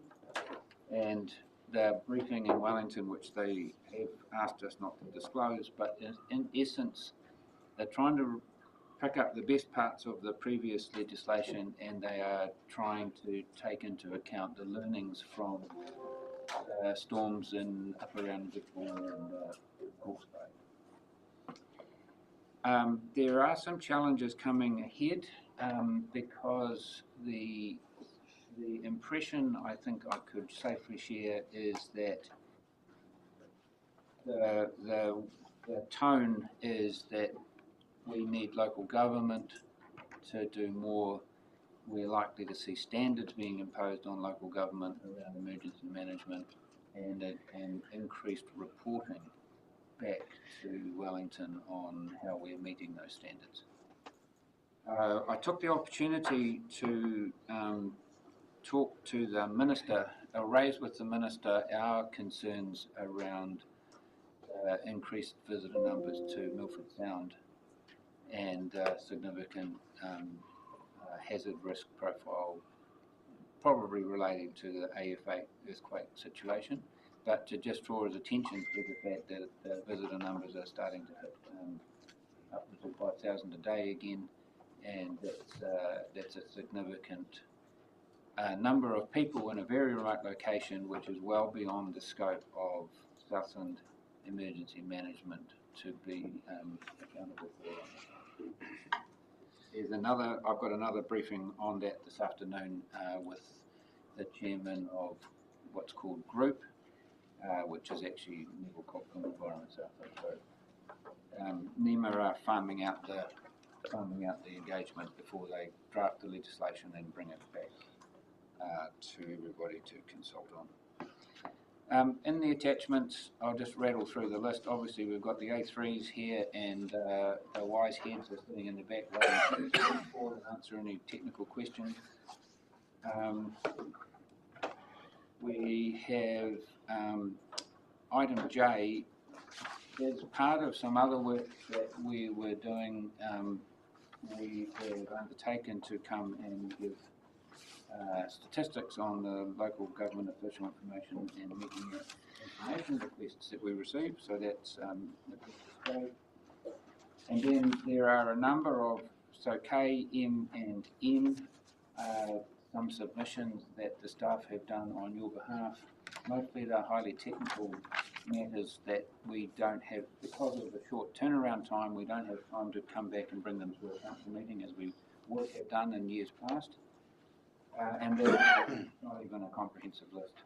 At our previous meeting, we alerted you to the submission that the team put in and had to work through Christmas to do that on the Commerce Commission levy and some ROI levy that's going to be levied on ratepayers to fund those activities. And as you may recall from our earlier conversation on that, we expressed a view that that should be a government funded activity and not being added on to ratepayers on top of everything else. Finally, and it's number one on the report, the submission has been made to Local Government Commission on the proposal to restructure local government in Southland. And I know we talked about it with you on the 12th of February. So the proposal's been submitted, and I personally reflect on a number of times over my career in local government and the number of times that people have said, can you find smarter ways to do things? Can you find a way to be more efficient? And in my view, this is something significant that moves in that direction. So it's now sitting with the Commission. I am going to be very happy to go and talk to any groups about it. Anyone who's interested, very happy to do that.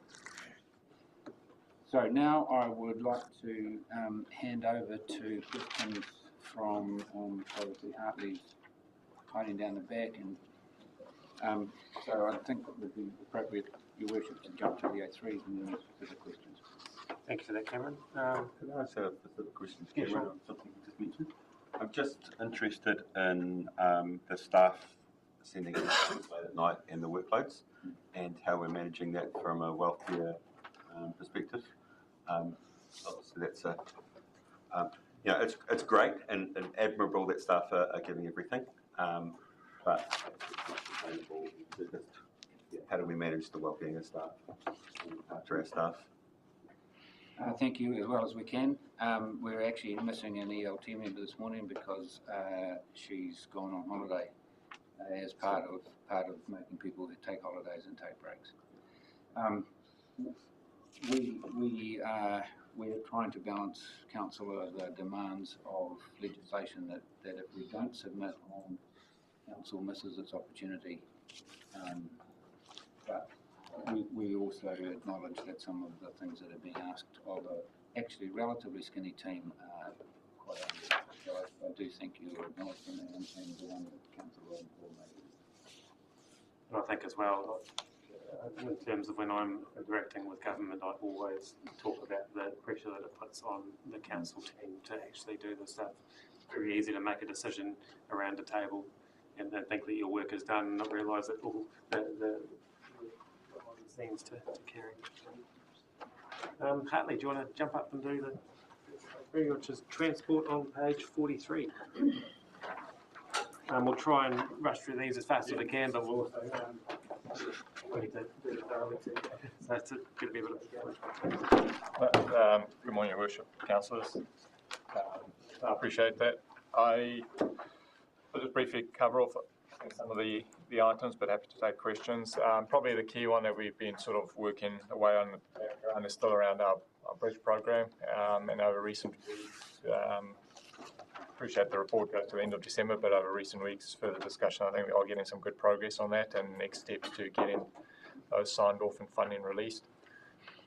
So that's sort of a positive aspect on that. The settled weather, as the report sort of outlines over December, or the summer period really, has resulted in a lower number of RFSs, and that settled weather does help in terms of not having to react to weather events and take us off our work programs, which is always good as well, because then we can mean to stay on top of the day-to-day activities and keep our network, road network, in as good a position as well we can. I'll leave it at that, but take any questions. There are any? So Leanne, I'll just sneak in. I know I've said we need to be quick. I'm just going to sneak in an update as well. I met with MP Andy Foster last week, who's the chair of the Transport Select Committee, and ran through that same presentation with Mr Brown last year. But I've been growing it and highlighted to him the fact that our last state highway that had gravel has been sealed at the same time that we're looking at reverting sealed roads back to gravel. So, and yeah, thank you for the work that your team's giving to me for those facts and figures to keep kind of expanding that fight. But yeah, any questions for me or Frank? Reflective of a good amount of information there that we've all read, so thank you. Can I just ask one question, please? Otter seal, I see it comes up later on in the report in regard to a road in Adalassa. Have we set with otter seal this summer? So through the last few summers we haven't been doing any otter sealing, and we also, with this long day, we haven't actually put any specific budget aside for otter sealing either. We've had mixed results with it. We have raised with council previously over the first few seasons. Some have worked really well, some have worked less well.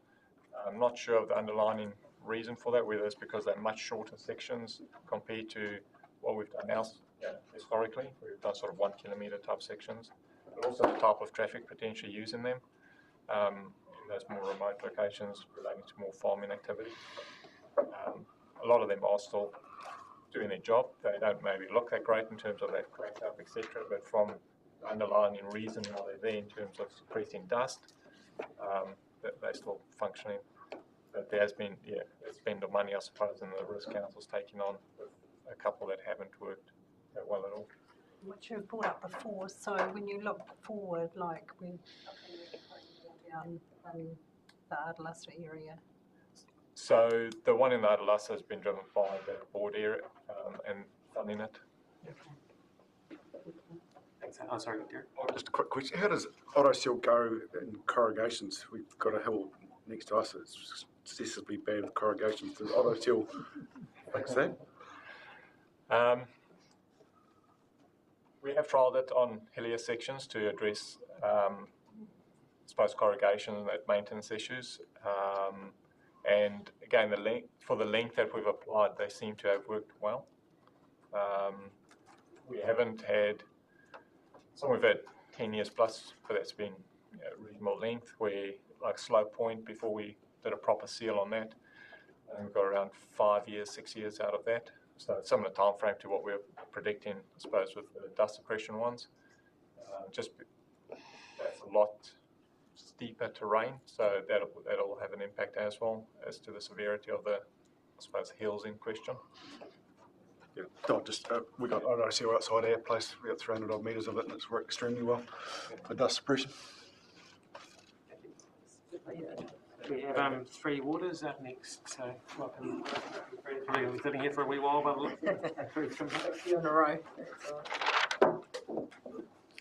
I would say, I'm going to almost take this as read, but if you highlight some key points and Through your worship, I will just highlight just the Tautau Close. I'll probably around the projects, because it's probably the more important thing. The Tautau Close landfill, we're pretty much ready to go. We're just waiting on the consent to do the work out there, and we're hoping to get that very shortly. WasteNet update, waste collection and recycling contract. We've got a workshop on that this afternoon, so I won't go any further there. And obviously the water reforms, we had discussion this morning, so we'll take that as done and dusted. Manapori water treatment plant is complete, as is the Belfort infiltration inflow project for this year. Lumsden Storm, Edendale, Lumsden AC water main work has been let the first stage there to Andrew Haulage, so that's just interesting in terms of contracting. They're based in Balclutha, so I'm just getting the impression that the contractors are a bit light at the moment, and we certainly got a pretty good price on that, which is encouraging. It'll allow us to do a little bit more work, pull something out of the top drawer and get a bit more work done around the district, which is good. Manapori wastewater treatment plant, the pipeline section of that is 2 stages. The pipeline's out to tender now, and the plant itself, just doing the final review of the document, should be out by the end of the month. So that's probably the main things I'd like to know. Thank you, Grant. Any questions, Councillor Menzies? Thank you. And just a question around the Collett Bay groundwater sampling. I don't know, we've had the outcome of that report, have we? Yes, we've got all the information there in a report. It's going to go to the mayor. We're waiting on the mayor to organise a public meeting over there, so that one's sitting in my camp at the moment. Or organise a meeting with the progress league, I should say, sorry, to go through that, so that's on my table. But the results are all similar. Sorry? The results are all similar. Yes, okay, that was what I was thinking. Thank you. Yeah, just with the desludging of the sewage ponds on the island, could the community board be given a update on where we are? Because it seems that it's very much a stop-go at the present time. I know Squirt was talking to Jeff yesterday. Yeah. Yeah, we can do that. Yeah, I did talk to Fran about it this morning, but I just a bit disappointed with the lack of communication, especially with our local water scheme around what was happening with it. I think the communication could have been better. This is for the Eastern Bush one. There was some. We were unaware of how bad the issue maybe was, and there had to be a second repair done. We probably should have communicated on the very first when they went out, when the contractor went out, and got that out on antenna. So we'll make sure that we do that, and we'll give them an update. So we've got that for the community now, so at least they know what's happening at the moment. That's right. Cheers, guys. The Lumsden Stormwater contract and design phase, is that the ongoing maintenance contract, or is that for the capital works that's going to be done? Lumsden is, we're just having a little bit of issues with the modelling and what the guys saw on site, so they're just playing around with that. It's probably going to be in 2 stages. We had a quick meeting last week. I remember about this time last year, the community board were going to be reported on what the were, just for some kind of local feedback on on what the capital project. Well, we're still working through that. Yep. And I spoke to you recently. I thought it was the Riversdale wanted a meeting on Lumsden, so I'm a bit confused, to be fair. Oh yeah, different. But it's just because it says it's going to be procured in February, March. That's probably going to push out. I've just got that. Lumsden will probably be closer to April, May, to be fair. So the Northern Community Board will maybe in the next meeting get a report of what's going to go on and to solve those flooding issues. Yes, just regarding the district-wide water restrictions due to the aquifers, I just wondered how that's progressing. Have the aquifers gained anything, or? We're pretty comfortable with things. We're at level 2 at the moment. It's really just around holding being sensible. We'll talk about that again in our meeting with Downer. Yeah. I just think it probably wouldn't hurt to just let the community know where it's at, sort of thing. And if it's likely to be longer term, or we monitor March normally is the end of it, to be fair. If we got through to Easter. Yeah, but we don't sort of let them know that, or we didn't last year. Oh, we generally advertise. As far as we're aware, we advertise and we change our levels, so all the restrictions.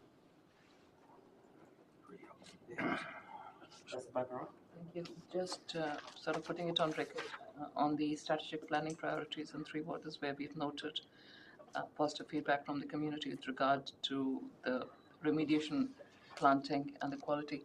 We've had email yesterday that some of those plantings are already in the water, though that's the least of our problems with what's happening at Blue Cliffs. So there might be a bit more coming through. Okay.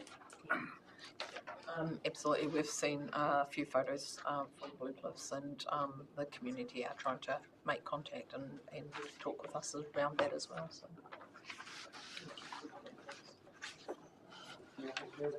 Grant or Frank? Thank you. DDT. Welcome, Dave. Thank you. Same again, so there, the floor is yours. Okay, thank you, Your Worship. We'll take it as a report as read and due to time constraints, so I won't go into too much detail. Just a couple of, it is good to see the team up to December had started to hit their straps and get through some critical delivery items after a late start, so they did well there. Priorities for upcoming months, there is a fair bit still on the plate with the team. We are getting into some of the bigger stuff with the procurement of like the Mossburn and Te Anau toilets, which is up for discussion later on. Finalise that. The pavement rehabs for Hartley's team are progressing well. They're probably a little bit behind time. Of the 7 sites to be completed, we're three down and 3 more underway. 2 more underway and 2 more about to start. So we're still probably going to get that program delivered. It'll probably be about 3 or 4 weeks later, maybe a month later than planned, but it's partially due to the late start. So. And bridge and road bridge replacement's about to start in the coming weeks. So that was a project that had been held over for quite a while, so it's good to finally get that started off. And then, just concentrating on quite a lot of community work that's still getting consulted on and getting procured and trying to get as much of that tidied up where we can. It's probably the next big focus for us for the coming months. I'll take any questions. Thank you for this report.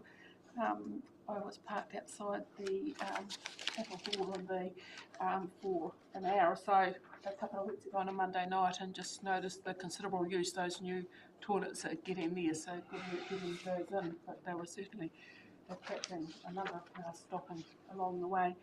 I note this report's in end of December. And just the risk level around works program not meeting targets.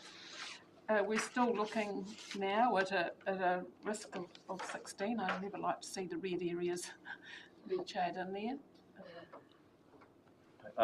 Where we're at with the program, there are still some risks there because we are talking to the teams about really getting their forecasting down so we can get a clear picture on it.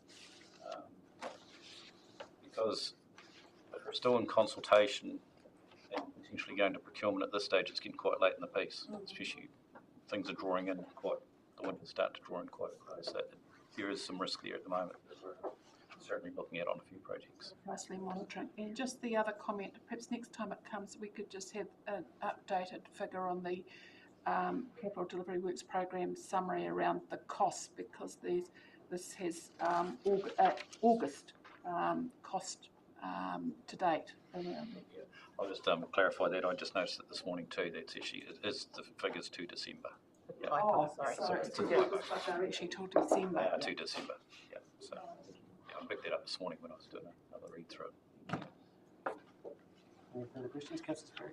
Yeah, just in relation to that Butterfields Beach walkway, that we've agreed. It's interesting to note that there's some work done on taking up the uneven surfaces and things. Yeah, so it's a pity that it can't be joined together.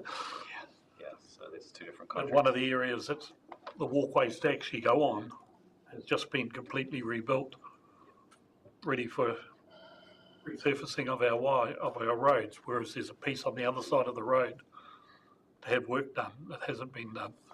Yes, Fulton Hogan, the contractor now on the island doing that reseal contract, have been going through doing their pre-levelling repairs for the reseals only. They've only just submitted a price for that little bit of widening that you want. We got that literally the day before.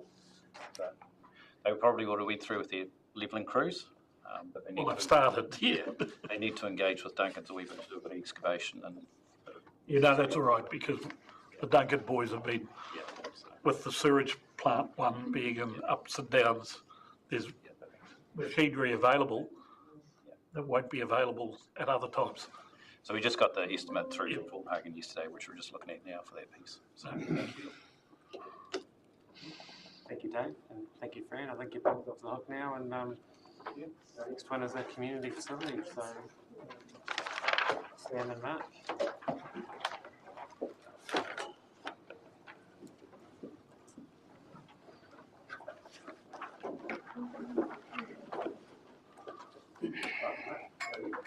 Thank you, Worship.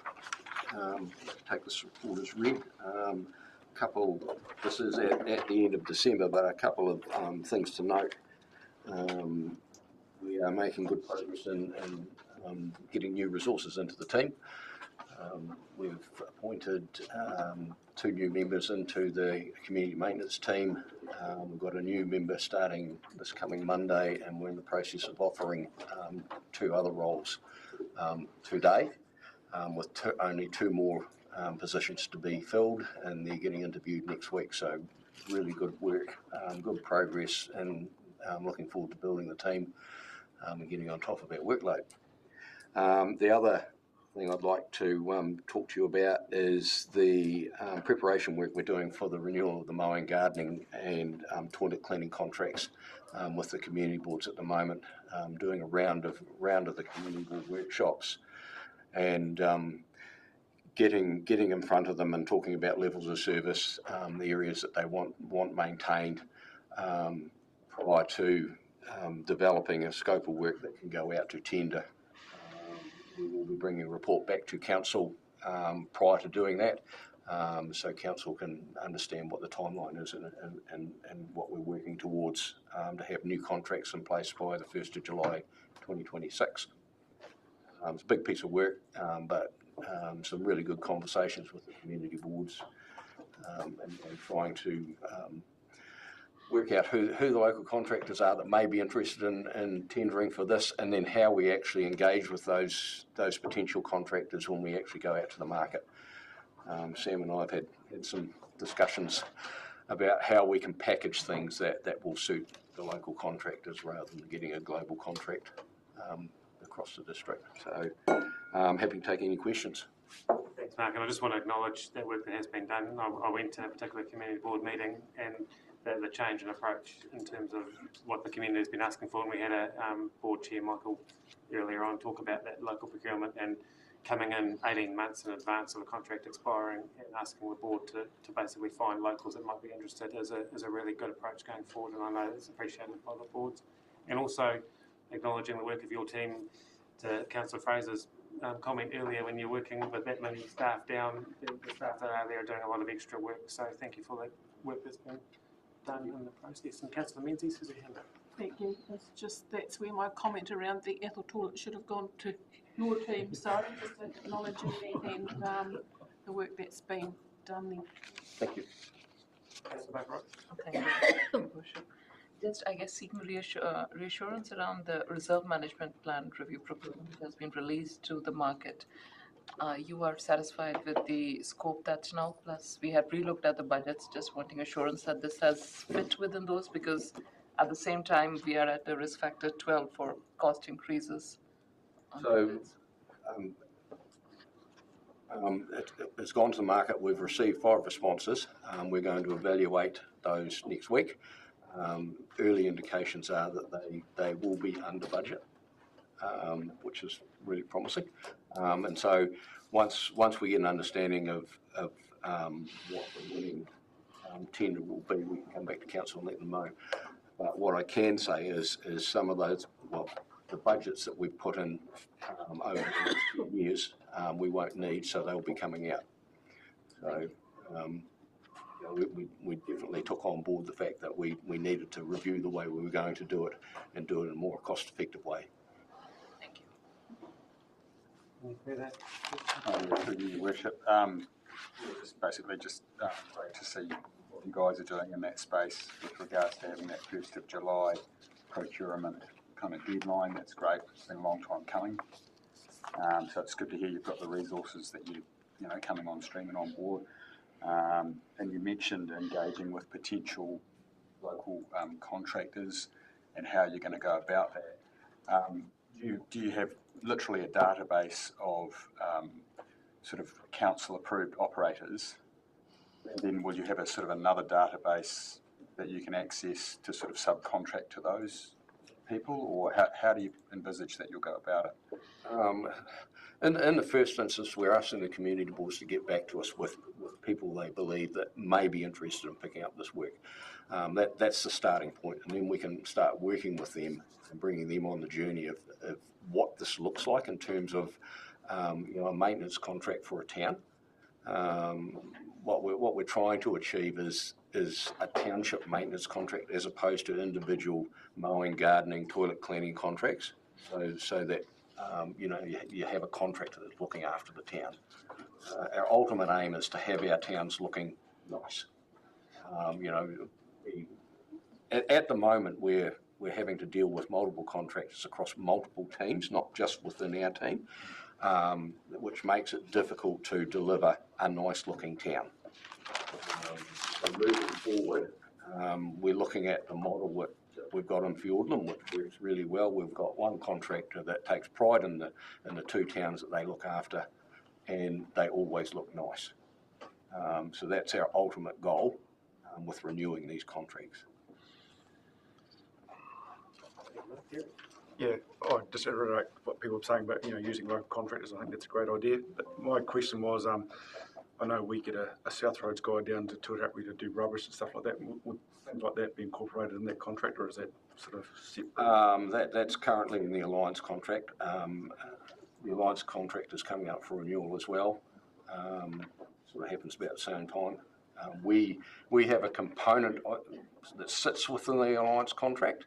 It's not well defined, but what we're saying is we want to look after everything within the 50k zone or the 70k zone, depending on what town you're in, so that we can keep those towns nice and tight. Cool. Well, we'll move on to the services and libraries team. Thank you.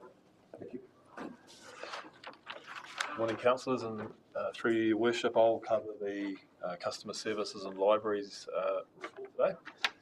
That's on page 49 of your order paper. I'll highlight a few points for you. Over the reporting period, you can see there in the summary of the top 5 requests for service categories that building-related inquiries have been the top of the list for the 3 reporting months, and we are reporting up to the end of December in this report for you. A significant success that's been achieved is our library community programs. That's the programs that we run for our library users and customers out in our communities. Our participant numbers are up from the 2023 figure of 4,919 to 5,829 participants, and that's to the end of the 2024 year. And that's an 18.5% increase year on year in terms of participation. And that's one of the goals you set us as a team through a long-term plan KPI. So I just wanted to highlight that the team out there has achieved quite a good success there. We've noted that there's been some training in that, I guess you could call it a slight period of downturn in terms of customer inquiry in the November-December period around pathways and helping ensure consistency of use and training across our teams out in our service centres. And with that, I'm happy to take any questions. Thank you, Dan. Yeah, it's good to see those positive results. Not a question, but just a praise for the library team. I've been in there a number of times recently, and just the service, the friendliness, the atmosphere is really, really good. So well done. Councillor Menzies. Thank you. Just a clarification around the contact centre overview. So that's the overnight call centre, is it? The contact centre overview, which is the first table, that is our internal contact centre summary, and I believe will include also our Palmerston North contractors for after hours. Okay, thank you. And the average wait time, are we talking seconds rather than minutes? Let me just check that. So the average wait time is in seconds and the average call length is in minutes. Okay, thank you. I was the same thing, really. Yeah. just through you, Worship, we'll make sure we be more specific about that one for you in the future. Can I say something? Just talking libraries here. The Winton Library, this is actually about a road sign. On the main street of Winton, there's no sign to indicate that the library is there. So I'm wondering, it actually came through one of the librarian staff when I was in there recently, if we could have a library sign, maybe on the main street. I'm certainly happy to work with the team to have a look at that request. That'd be great. Thank you.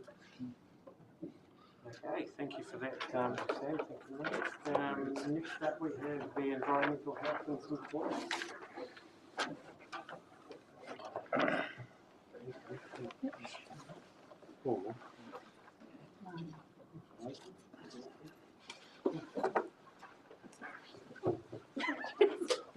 No, it's starting to get up to date. In a minute, mate, you get another chance.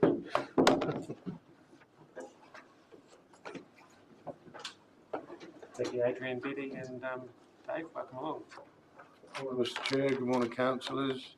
I brought Betty Holden, our environmental health team manager, and Dave Langston in case you've got any specific questions.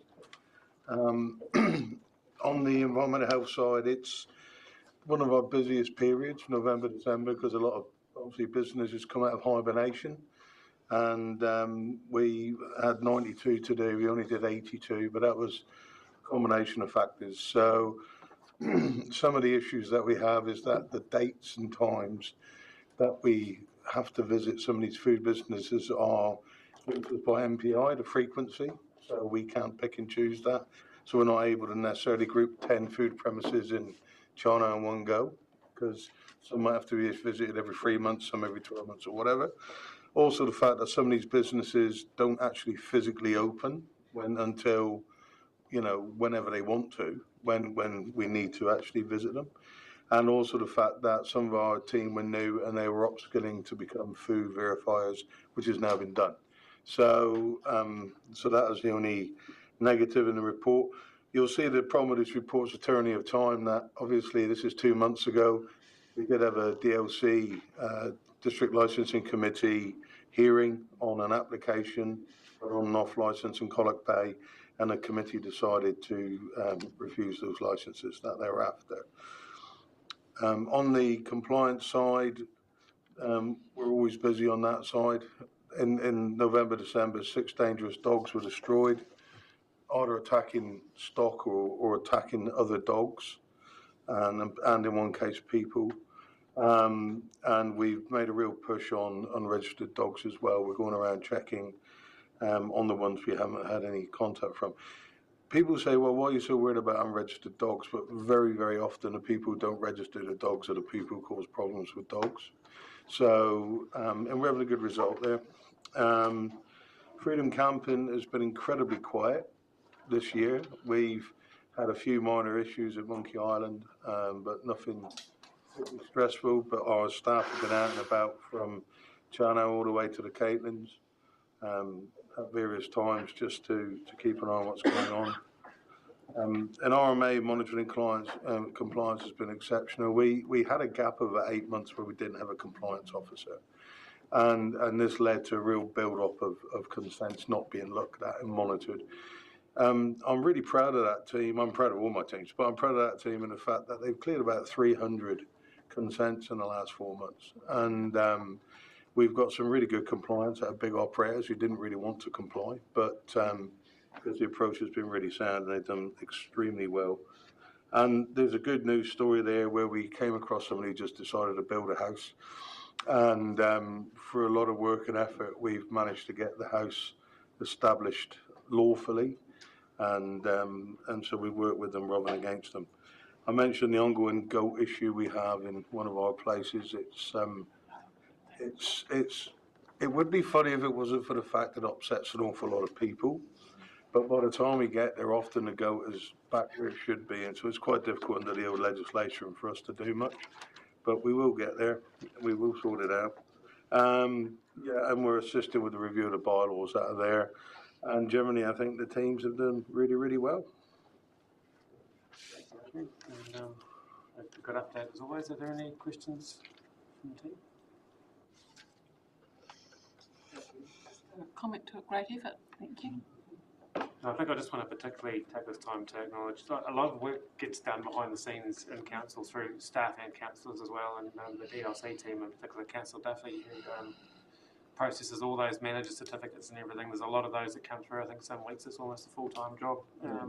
So all that work that gets done behind the scenes, thank you to Paul and the team as well, because those hearings take a lot of time and effort and reading. So, yeah, thank you. Staff are very good as well. If there's no further questions, we can move on to the next one. Resource planning, I get to do this one because I don't have a manager yet. So the team has been bowling along extremely well as before. They're settled, they're stable, they're developing both themselves and the systems we use. The actual number of consents seems to be rising in the last month or two. I appreciate that's not in this report, but we are getting more activity. I've talked before about their exceptional performance of doing 100% in November, December. We were 100% in January, but then one of our outside contractors went overtime by 5 days, so but that's this year, not last year. But again, last month we were 100% again, so the team are doing extremely well. One of the notable things for me there is requests for information, requests for service. They've dropped by like 50%. And I think this is just the amount of information and liaison we're doing with people. We've made our duty planner really available to people. So if anybody has a planning inquiry, they can talk to a person rather than just send a request in all the time. And this seems to reduce the angst for the public. And it's something that we're continuing to develop with our communication. And our completion time RFSs has been really good as well. So again, I'm very proud of that team. They're doing very well. It's nice not having to refund people an awful lot of money. So that's good for council as well. And although it's not in this report, we seem to have a line on a manager for that team as well. So wait for that news. But I'm happy to answer any questions on it. I can certainly relate to the lack of complaints coming across my desk that the team's doing well. Any questions from the floor? I think reflective of a good report and some good work. Thank you, Adrian. Go, your turn. I'm happy to do the highlights on it. Sure. Yeah, so Jo Anderson, she's my manager building, and she'll give you an update on the key points of this report. Thank you, through your worship. Key points for last year's report data is that we're consistently meeting our statutory timeframes, which is a really nice thing to be able to say. It's taken a while to get there and continuing to do so. We've had some quite major complex consents actually get over the line, which is some of the, when our stats drop a little bit, that's those ones coming through. In our TA compliance area, we're staying ahead of the grove with our BWOF audits. We've got a lot coming up in the next 2 months, and just continuing to work on our earthquake-prone building with all the new legislation. So there's lots of letters going out on those and extending the timeframes on those, as well as some work being done just to re-evaluate what some of those look like. But yeah, all in all, the building department are firing ahead and doing really well. Thank you, and just reiterate my previous comment, the the lack of complaints coming across my desk is a good measure. So yeah, and just congratulations on that audit that you've passed with flying colours and some as well. So yeah, thank you. No questions from that? Too easy. Thank you very much. Right, the next item is the submission to the local week as well, and I've just seen an email come through this morning that I'm going to get to speak to that next week, the select committee. So we've had quite a lot of discussion around that already, so I'm going to assume there's no questions, or that if there is feedback, feel free to pass that on between now and Monday to me. And then we've got the new report that we've got on there with the Lagoima requests, and I've got Bertie and Jason, I believe, in the room to be able to answer any questions for that one. I'm going to sit down if there were no questions. So this is on page something, sorry, I've lost my book. 55. 55, yeah. Welcome, Jason.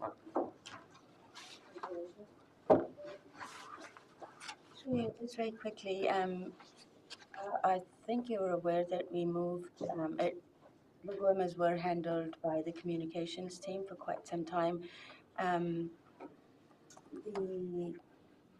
What we did was, and I'm not sure, I think it might have been triggered through some assessment we did a while ago, but in any case, we needed to look at our process and moved it into the governance team, and Jason handles that as the Lagoma officer for council.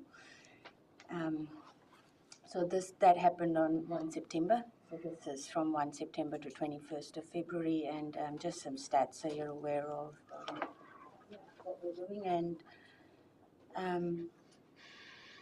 our response time, as per legislation, is 20 days to respond on requests, and on average, we shoot well under that. So as an organisation, because it is a cross-organisation effort that goes into that, while Jason might sit there and crack the whip from time to time, very nicely.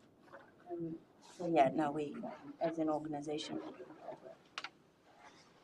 I guess this is another bit of work that goes on behind the scenes unnoticed, and this kind of report highlights the extent of that work that has to be done. So, I mean, it's good to be able to answer a request from the public, but it does take time and a bit of effort there as well. So the work being done. Are there any questions, Councillor Menzies? Thank you. It's a good report to see and understand the numbers that are coming in and the work that sits behind that as well. I just didn't understand the overdue response. We had one that was 5 days overdue, but you received the request after the due date. Yeah, sure. Go for it. Through you, Worship. So we took over the process on 1 September, and there was a little bit of a transition period that occurred. So we took on all of the ones that had already been received and were currently in action. That one that we received was already on 1 September. That was 5 days after the response was due. All right, so the organisation had it as opposed to coming into the organisation. Like, yes, no, it makes sense now. Thank you. Thank you, Worship. Average time to provide the information, I'd take it that that's working days. Do we have an indication of how many hours are actually spent with these? Do we record that? To your Worship, no, not yet, but I know Jason's starting to do that. We now that we've got, on average, we're getting one request a day, right? So, roughly that's what it's working out to. And yeah, our next thing to do is to just track how much time it's taking. At the moment, I think we'll only do how much of Jason's time it's taking as opposed to what the organizational time is, because we can, just so we do it step by step, because it will be a bit to track what every person is spending on the Lagoma requests. We'll start from there, but we'll see where we can move to in terms of time tracking. I suspect it's going to be a significant use of our staff resource time. Thank you, through your Worship. Will we be proactively releasing these on our website for others to? When do we expect that updation, please? Through your Worship, we do need to look at our Lagoma policy. Currently what we do is if there's something that's a repeat or we think this is in public interest to put it on the website, we do. So we proactively put them up. Just so you know, if we see a trend of 2 or 3 at the same time coming, we can point to what's already there. But we do need to look at whether we'll release all of them or not. And we intend to do that in the next couple of months there are a few other things for us to note and get to a position from an organizational perspective. So definitely got that in mind as well. Just regarding the fees, etc., and I guess it's in the fees and charges, but are the fees charged on a time used basis, or is there a set fee, and what is it? Through you, Worship. So how the charging works is charges may only be issued for the time to prepare the information for a request. That doesn't include the decision-making time. So just very quickly how the process would go is somebody would submit a request. If it happens to be, for a large amount of information, then we'll work with the staff who would be involved in the preparation of that information, whether it be invoices. Sorry, that was just the last one that I did. And then what would happen is we get an estimate of that time, and then we go to the requester and offer them an opportunity to say, hey, this is the information that you've requested, this is the time it's going to take to repair, and this is the charge according to the Ministry of Justice guidelines. And then following the agreement to that, or them taking an opportunity to reduce the costs through an altered request, perhaps they reduce the time frame or something like that, then the requester is charged for the time to repair the information over the first 1 hour. Right. And I see one or two haven't paid. Have we got much power to follow those up? Or So, to your worship, one thing to note is that the fees and charges contain what the charges are. So that is, and that's as per guidelines, so it's $37 per half hour. In terms of the GST, they're not charged as they've decided not to pay. We don't prepare the requests until Sure. they're paid. So I see. So there's I see what you so mean. it's not Yep. bad debt. So they're not. Put it that way. It says payment not received, but it wasn't. That's correct. Yeah. Yeah, I see. What it does mean is that we, not that we. I understand. That's good. Thank you. If I could, through your worship, just to add one thing to that. The specific category of payment not received, that's within the context of the requester being offered an opportunity to amend or revise their request or decision. They have agreed to it, and then an invoice has been issued, but that's the point at which the contact is stopped. No, thank you very much for that. And I think if we reflect on these A3s from the start of the triennium until now, there's and I guess reflects the organisation as well. There's a continual improvement sort of happening all the way through, and there's a lot of valuable information in those, and a lot of good work being done behind the scenes to get there. So thank you to the team and to Cameron for all of that work, bringing that good information to us, and the work that's being done on the ground. I'm very conscious of my time commitments, and I'm going to take us to our recommendations now that we received the report, and we note and accept the reorganisation investigation request sent to the Local Government Commission on the 21st of February. Is someone in a position to move those? Councillor O'Brien, seconded by Councillor O'Brien. Any further discussion? Councillor? I just had one other question from further up in the report. Paragraph 13, some other work reviews going on. I was just curious, what ones in the planning stage, gambling and TAB policies, is that something that will be coming to council? Is that part of TAB policy that will be coming to council when? Yeah. Yeah. All of these policies are your legislative policies that you approve. Do we have a current? Yeah. We do. So on that note, I'll put the motion. All those in favour, please say aye. Aye. Anybody against? That is carried. Thank you. Right, item 7.4, customer and community wellbeing, community facilities, district funded projects for 24-25, 25-26 and 26-27 financial years. So this is on page 141 of your report. Welcome back, Mark and Sam. Thank you, Worship. As discussed at a previous council meeting, we said that we would come to the council with the district funded projects that we were looking at this financial year and the following 2 financial years, just to give you a bit of an understanding of what we're actually doing in the district funded space as opposed to the locally funded space. So I'll take the report as read. However, I will put a disclaimer in there saying that the projects in here are based on what we have in the LTP.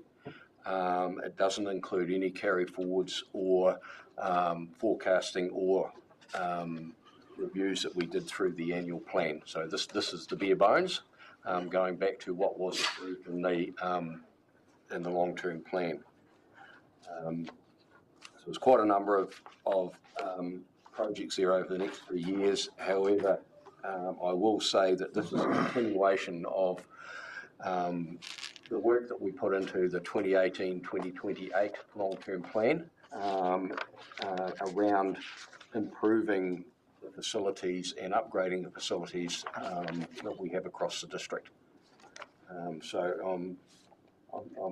have a question for you in terms of what you want to see in this report moving forward and how much detail you want us to provide you, and whether that's for the full 3 years or just for the current financial year.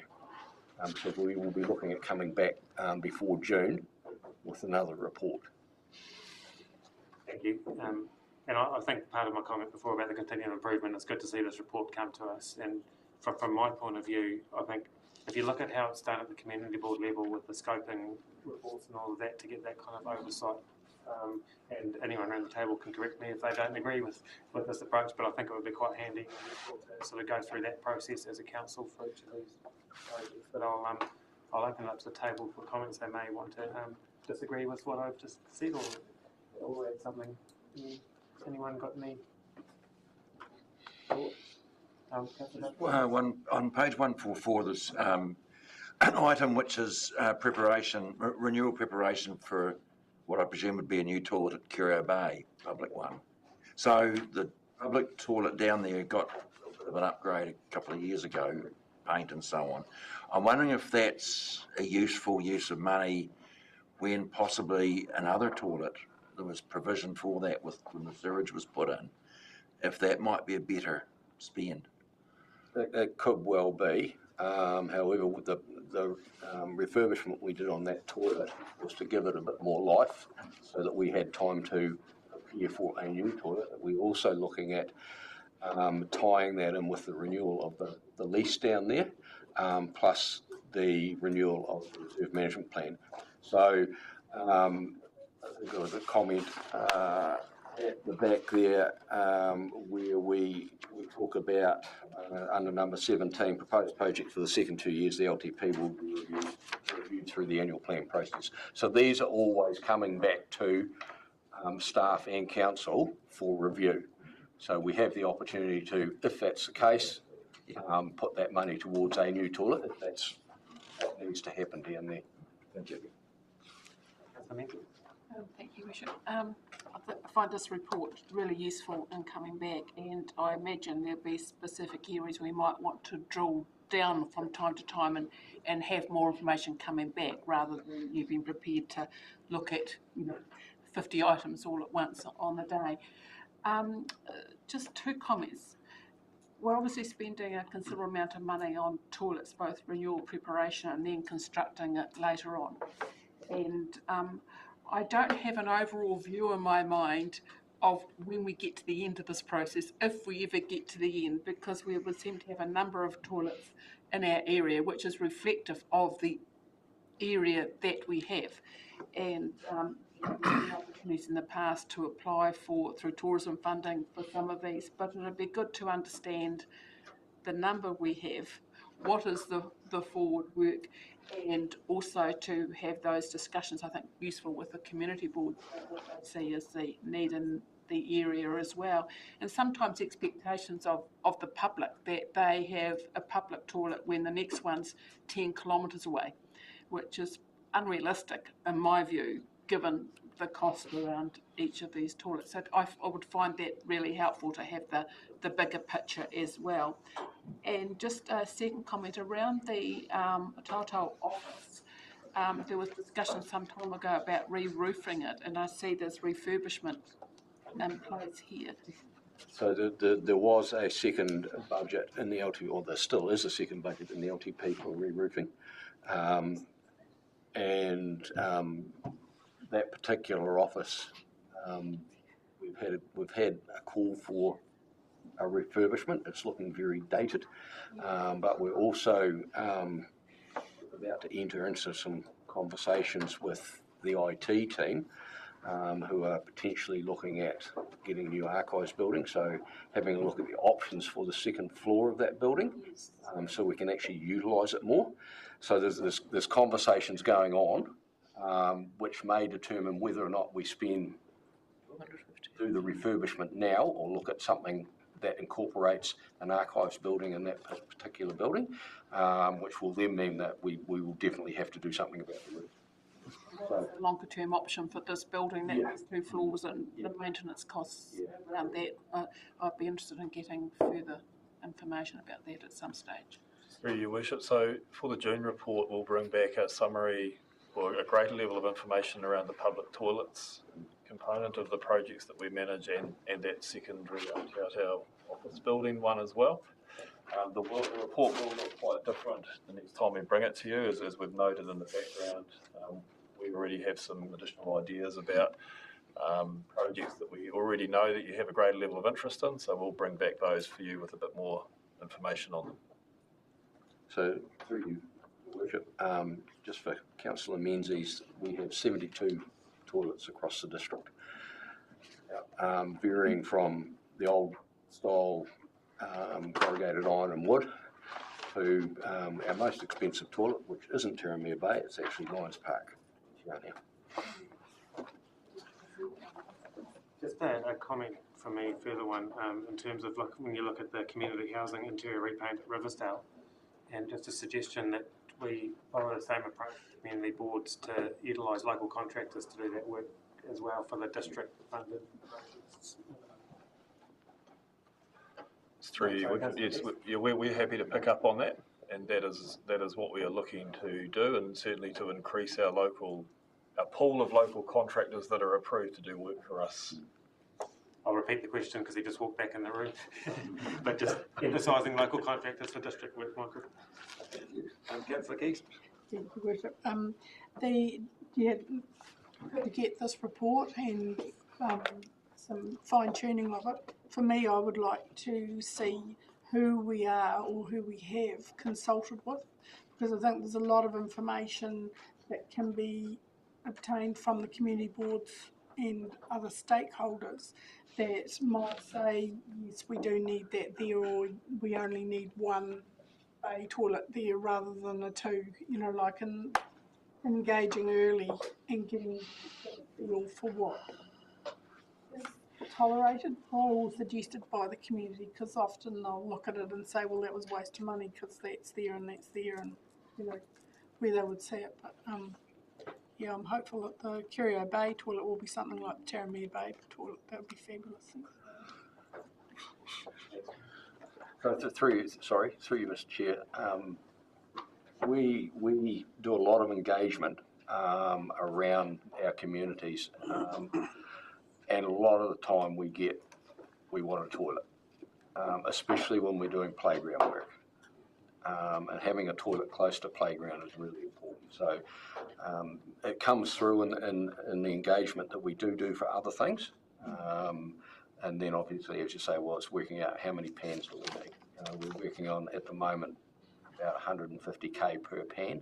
So, the price does go up, especially when we're using the Permaloo or the Exeloo model. It is cheaper if we're using the old Norski type fiberglass model. But we've got to have, the right level of service in the right place. No, I appreciate that, and I think that early engagement in the community boards, understanding what's there, can give some good feedback on what's a good level of what's desirable, because they're fairly keenly concentrated on costs. And I think it's vitally important that we look at the ongoing future maintenance and the next. So we're basing these projects on 30-year timeframes rather than let's just put a toilet here. The servicing cost, the toilet paper, the cleaning, the replacements, the vandalism. So through your worship, when we initially started this, we did a 30-year program. So in terms of, yes, we're going to see the end of the big spend and move into more maintenance component rather than renewal component. That's a change. Yeah, through you. Can we, in future, as these projects get ticked off, actually have a full, with the actual cost of doing it, so we can see whether you're under budget or over budget and what these actually cost? Yeah, I guess my next report will give you an indication of how that works, but obviously that's public excluded, so we can have that conversation then. Well, looks like there's no more. Sorry, through your worship. Just dovetailing into what Julie and Christine and Derek have just said. guess a real acid test, a real world acid test for this will be, you know, what we said earlier about how well subscribed the Athol toilets have been. But we still actually have the Garston toilets in progress. So based on the fact that we have fairly close proximity to those two assets, and we've still got to spend $186,000 on those Garston toilets, are we going to be able to make some comparisons between, like, can we actually count how many people are using the Athol toilets and the number of people coming through, and use that data against what we're doing in Garston for the toilets? Is there any, you know, to make any adjustments to, do we need X amount of pans, or, you know, what is our water infrastructure like, or is it going to be fit for purpose, or is that just something that we go, no, we've done the work, we already know what the expectation is? Is there room for that at all, or? Through your worship, we don't have a counter on the toilet. However, anecdotally, what we know is that Garston is the first stop from Queenstown on the way to Milford. And the money we're spending there is not just on the toilet, it's securing a proper water source there. It's also looking at the access and egress to the car parking. So that it's a bigger project than just replacing the toilet. But those toilets are busy. You know, if you go through Garston any time, there's always people there having the coffee bomb there and another coffee bomb there. The place is really busy. It is really busy, yeah. And as you say, like, if you're leaving Queenstown, I mean, major calls when you leave Queenstown, Garston, you have to go to the toilet. You've got no choice.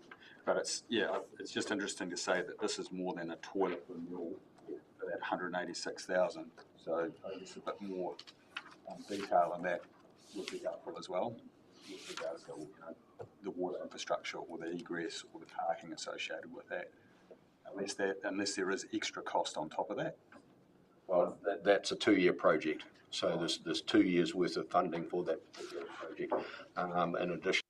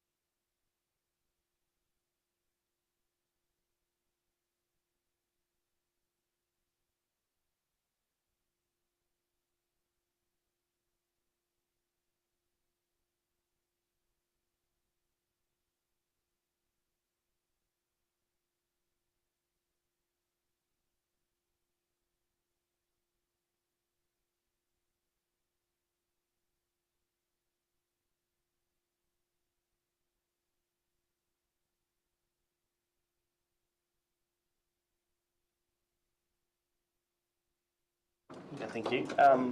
You, Mr. Chair, this report is to seek Council's approval for the unbudgeted expenditure of $33,337 to install signage for the amended roading bylaw on Stewart Island. At the Stewart Island Rakiora Community Board's request, an in-depth review of current roading bylaw restrictions was carried out. The amendments focused on new parking restrictions and a one-way system, which were subject to public consultation in October 2024. Council adopted the amended bylaw on December the 11th. However, the final steps in implementing these amendments is the installation of the new parking signs and pavement markings. To reflect the new bylaw, this will require roughly the installation of 65 new signs and 50 new posts, totaling $30,306 installed based on quotes received. This work was not included in the long-term plan, so staff are requesting Council approve an unbudgeted expenditure. The Stewart Island Rakiora Community Board recommended the unbudgeted expenditure of $33,337 to Council at their 13th February meeting, to be funded via a 10-year loan and to be repaid via the Stewart Island Rakiora Community Board rate. The estimated cost of the 10-year loan repayments will increase the local rates by 3.75%. If approved, staff will engage the contractor immediately to install the new signage by the 11th of April. And just to be clear, there's a small contingency, obviously, that takes it up, so of approximately $3,000. I think given the board decision that's been made for community board rates, and we've heard from the board chair about the urgency of this, the only suggestion that I'd make is we reduce the budget by $4 just to have a nice even number. Councillor Menzies? I'm happy to move this, but just a question, was it an oversight that this wasn't included in the LTP? No. I don't think it was, because it came up as Public consultation process. yeah, it was. We were told that we couldn't do it, and then it was suddenly came up as an extra that we were able to bring this forward Yes, it's just that without the consultation of the rest. That's right, we just work on the principle to avoid unbudgeted expenditure. I wondered if we just make sure in the future, but that may not have been wasn't foreseen. Okay, thank you. So we've got our recommendations there, A through to D, that Councillor Menzies has just moved. Do we have I'll a second? second it. Councillor Spraggan. I'll put the motion. All those in favour, please say aye. Aye. Anyone against? Carried. Thank you, Ben. Right. Spatial plan initiation. This is on page 151 of your agenda. We might have to, in the interest of time, take this report as read and if you can maybe do a brief summary. Through your worship, happy to take questions. Actually, it's pretty straightforward, and we've discussed it a bit last time. So. Yep, we had a good workshop on this as well. So, do we have any questions for either Roberti or Teresa? I spoke about the Winton area last time round, and it'll be helpful at some stage. We need to know when you will have the necessary information in order to bring that ahead if we can. So hopefully it's not too far away. Thank you. So your worship, just very quickly, we'll definitely bring that back. We are talking to all our sources of information around that. So in the new year, we should have an update of whether we can start off with that one in the new year. In the new year, next year before we know of the information. Well, next year before we know for certain when it's comfortable. So we'll know whether we can start this off at the beginning of next year. Calendar year or financial year? Calendar. Yes. Can I just clarify that when you'll have the hydration information, when you will have that available? That is the bit that we are confirming. it seems likely that it will be the start of next year. Oh, before you actually have the information. Before we actually have the information. Councillor Rakencourt? Thanks, Rob. Teresa. I just wanted to talk about the highly productive land. When we look at page 155, and specifically in Winton, they talk around the way both towns are surrounded by the Arishi River floodplains, with Wallerstown.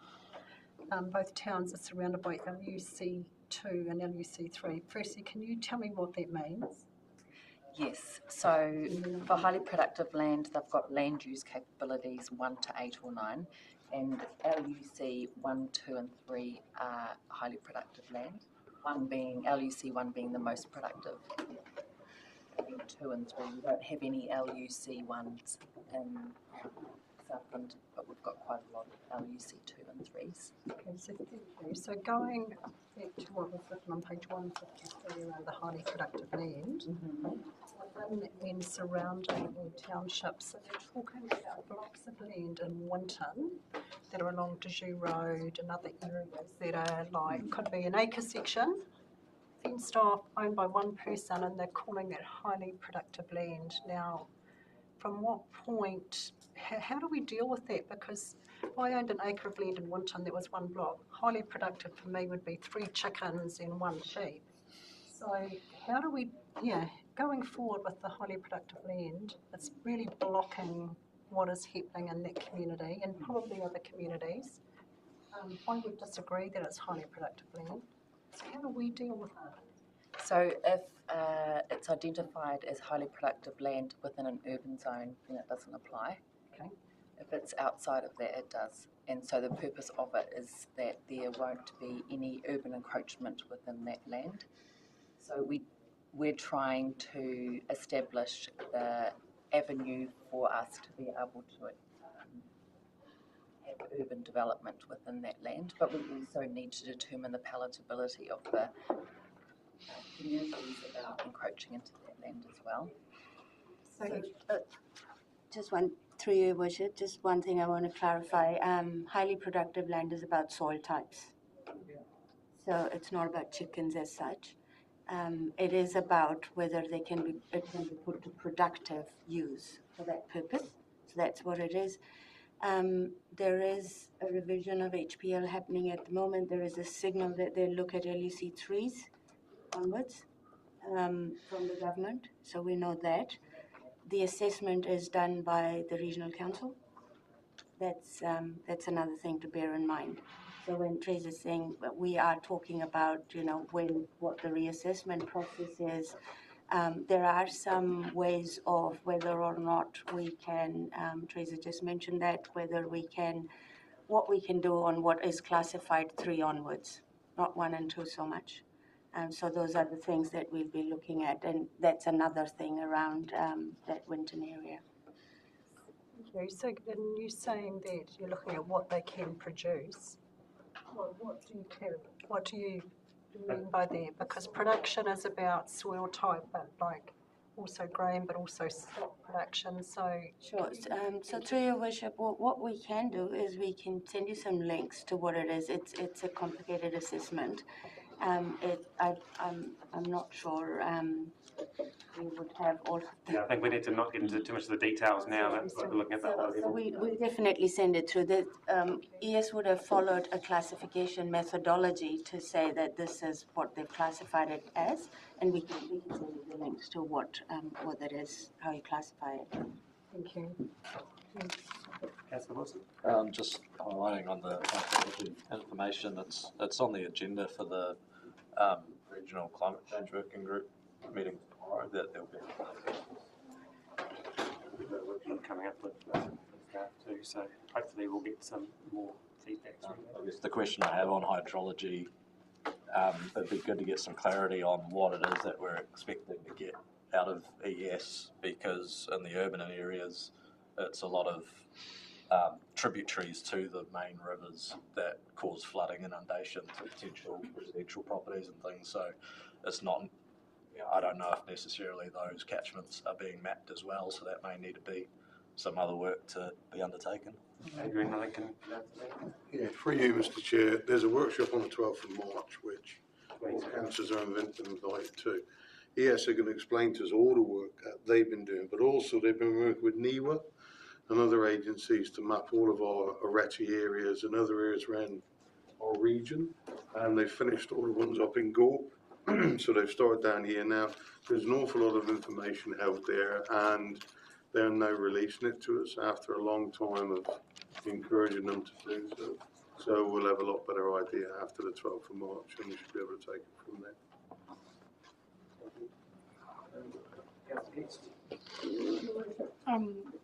In Harrington last week, the Minister was getting a bit of grief from many of the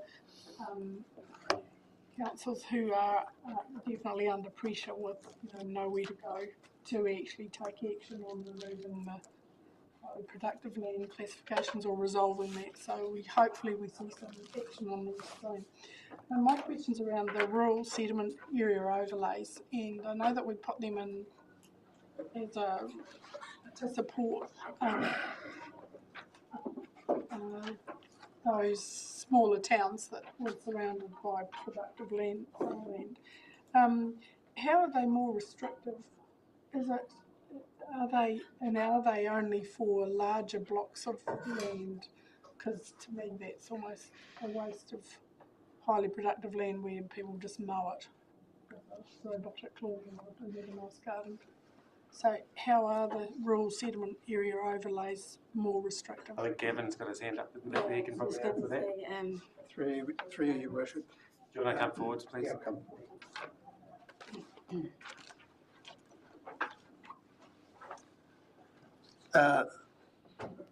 It's all tied up in the definition of highly productive land under the National Planning Standard. If an area has an existing urban zoning or general residential zoning, it was automatically excluded from highly productive land. There's a small problem with the mapping that doesn't show up at the moment. The rural settlement overlays are an overlay on a general rural zone. Therefore, they are still classed as highly productive land under the national standard, and subdivision is therefore to be avoided. So that's the constraint we have at the moment.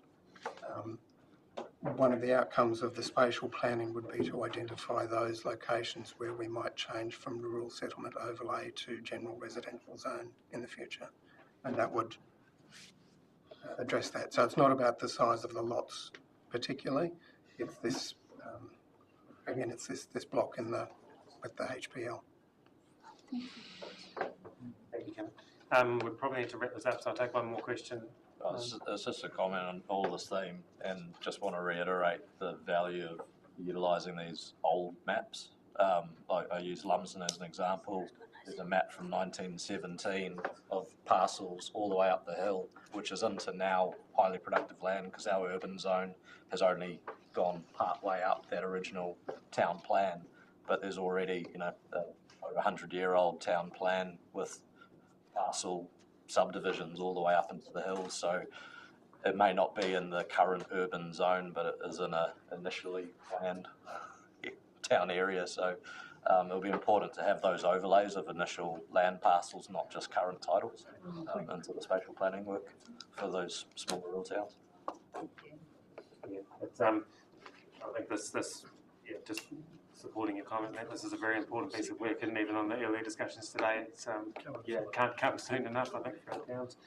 Take a final comment. Very short question. I just noticed when we have listed some of all the towns here, the comments in front of these, like say Riverton, Colac Bay, Coastal Hazard, largely known. Let me see which page am I looking at. This is page 155, and it proceeds like that with similar ones. Now, last year when I first asked with the Modelling Commission by Great South, what had we done in the LIM report? The response I got was that so far there is only 4 limbs in which coastal hazard has been updated.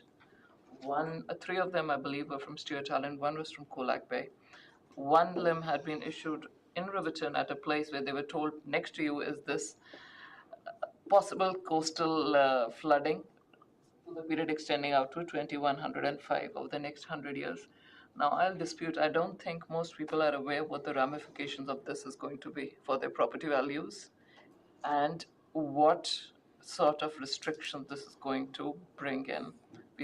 We've had that data for a year, and we spoke that time of wanting to socialize it. I'm not sure where that is. And I just really worry about where this is heading to. Unless Not people quite are really related to the spatial planning piece, but yeah, very valid point, and maybe we can bring that to a future council meeting to discuss. Okay, so we've got our recommendation there that we received the report. It's a nice and easy recommendation, which I'm happy to move to the field. Do we have a second it? Councillor Ruttenford, I've got the motion. All those in favour, please say aye. Aye. Anyone against? That is carried. Now, it is lunchtime, but I'm going to move to our next report. Given that we have already got through this at great length at our previous F&A meeting, and there's probably just a couple of changes that Anne can talk to. And I'd like to get this one done before lunch if possible, please. So this one here, we had a very good in-depth discussion with our finance and assurance chair a couple of weeks ago. So is there any kind of thing that you wanted to add from that meeting? Thank you, Worship, fellow councillors. No, not really. At the end of the day, the resolutions in this report are what we presented to the Finance and Assurance Committee, updated, of course, to agreeing them and approving them. However, there are two further resolutions that you will note on the end of it, which is Resolution R and Resolution S. Resolution R is just a couple of changes we would like to make to some fees and charges, just as a result of some extra work that was undertaken. One of them is just further to for some winter camping ground charges. As a result of just reviewing a change in management there. They wanted to add some in. We've also just added some wording changes in a new MPI levy that's going to be effective from the 1st of July. And we've just amended the rate for archives research just in line with a part hourly charge. That's Resolution R. And Resolution S is just a continuation from a resolution, gosh, I've said that a lot of times, haven't I? A resolution in the Finance and Assurance Committee meeting on the 4th of December, where you'll remember that there was a report up over projects, and there was a recommendation to move about $12 million from the 24-25 year to a future year. And so what this resolution is just doing is just getting you to approve that, because it was only a recommendation at that stage. So that's the only two changes that I've made. Otherwise, the report is, as you've said, Your Worship, the one that we discussed quite thoroughly on the day of the Finance and Assurance Committee meeting. I guess even that that Resolution S has already been... It has. I just wanted to highlight, though, because I'm really cautious that that's happened. And just a quick correction, so I can't even say correction. It's Wyndham, not Winton, that you're referring to, for the camping ground for R. Wyndham Camping Ground. Yeah. I'd say Winton. Oh, LGFA.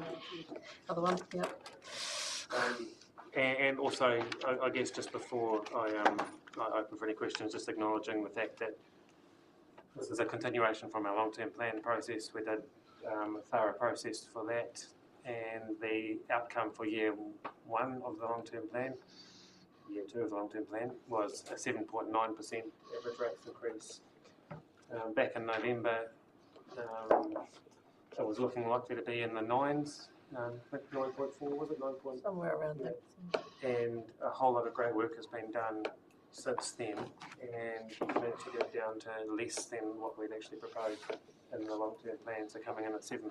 So that didn't just happen like that. I think there's a lot of work that's gone into adjusting budgets and making changes without actually causing any issues down the track for our future councils and ratepayers. So yeah, I just want to acknowledge that work that's been done. And going on the fact that we have already discussed this quite heavily, I would like to just move straight to the recommendations if we're comfortable with that table. Is there someone in a position to move? There's a lengthy list of them, and going that we have gone through them before, I won't read them all out. Just a question. I see with whitebait huts there's a fee which would go from $82 to $165. So what are they paying for? When does that apply? Through you, Mr. Chair, I'd have to go back and find out some more information. I don't know the specifics of it. But I can say, though, that we will be bringing up a separate report to you on fees and charges, because remember we'll be going out with special consultative procedure. So what we can do is bring that up in that report, and if we need to make any amendments to it, we can put it in that report. Are you happy to move? Do you have a seconder? Councillor Fraser? There's no further discussion. I'll put the motion. All those in favour, please say aye. Aye. Anybody against?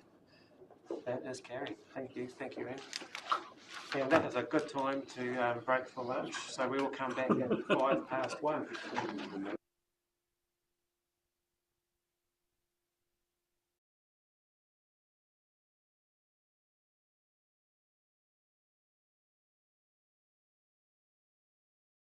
Welcome back, everybody. Sorry about that extended break. Under our existing time pressure, and I'm going to put pressure on myself to chair this really well, I'm going to just move one of the items forward just so that we can definitely get this one done today, which is the Waikaia speed limit proposal update, which is item 7.9 in the agenda, and this is on page 265. So I believe we've got Vibuti coming up to this one. On the place on my agenda as well.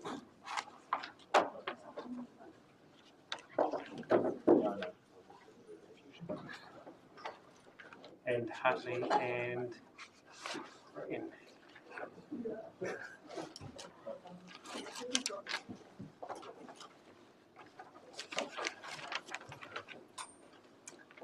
Floor is yours for Betty, thank you.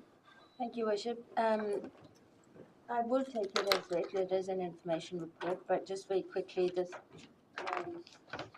the change to that speed limit on that particular road that came up as part of the rule change and the speed limit establishment that we had to do last year, and because it came a little bit later on in the process, we had to initiate consultation. And then there was a request from the community board to say that that had already happened, and so can we progress it without that, which is what this paper's about, saying yes, we have. We've sent the application through to the Director of Land Transport, and that's where the matter is at the moment. I think at this point, unless Hartley or Freddie wanted to add anything, Councillor Wilson briefing. Yeah, I mean, it's been an interesting one to follow this because I'm going to philosophically a little bit. We did the speed management plan, consulted with the community, changed the speed limit of a bridge, and during that consultation, what was proposed and feedback from the community was to extend what was being proposed out even further for safety measures, forward thinking, the increase cyclist traffic, but also in discussions with the community board, just the safe access way to the right-hand turn into the township, logging activity in the area, other recreational activity over winter. McKee Park's got an ice skating rink, so it's just outside the urban area of Waikaia, but essentially what was being proposed is a 500-metre strip of a speed limit reduction to improve safety around the entranceway to Waikaia, with the main catalyst being the increased projected cycle traffic. It was unfortunate that that consultation feedback couldn't be determined by council as good feedback and thanks for contributing and engaging in the process, good idea, let's do it, because there was the concern that it would need to be consulted further. But looking into some of the options with the community board around really determining that this is a minor deviation of what was being proposed and had been consulted on, can council be satisfied that we have actually met the consultation requirements?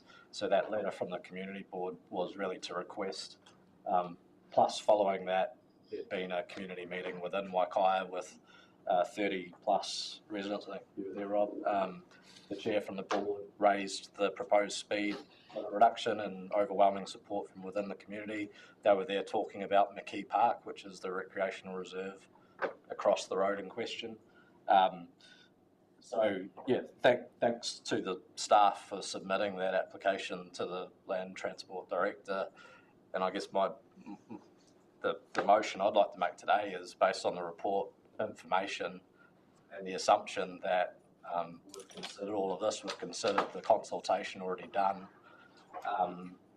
There would be, from my point of view, and some kind of common sense point of view, there'd be no reason to expect that the Land Transport Director should decline that request, even though it's not ticking all the boxes as per normal procedural matters. But if it was to be declined, would council's answer back to the community be, sorry, the answer's no, or would we be challenging that decision? And the report suggests that if the answer was no, then SDC has the chance to respond and back and forth. So it seems like it's a matter of tidying up the procedure for getting the speed limit reduction, which is ultimately going to be the outcome, whether we have to go into battle on behalf of our community board with the Director of Land Transport to get the correct answer. And that may be the future, or we just back that, look, the answer is going to be yes, so can us as council not just make the decision today to implement this speed limit immediately, acknowledging the work that the community board and the staff have done already to put the submission in, the ability to enable our community board to make local decisions for their area, for us to follow that and endorse it, and if there's any issues with procedures as far as ticking all the boxes to satisfy the procedure from an NZTA point of view or the Director of Land Transport point of view, that's something that, a conversation that we can have in the future if there are any issues to deal with. So I drafted some resolutions that I'd like to motion.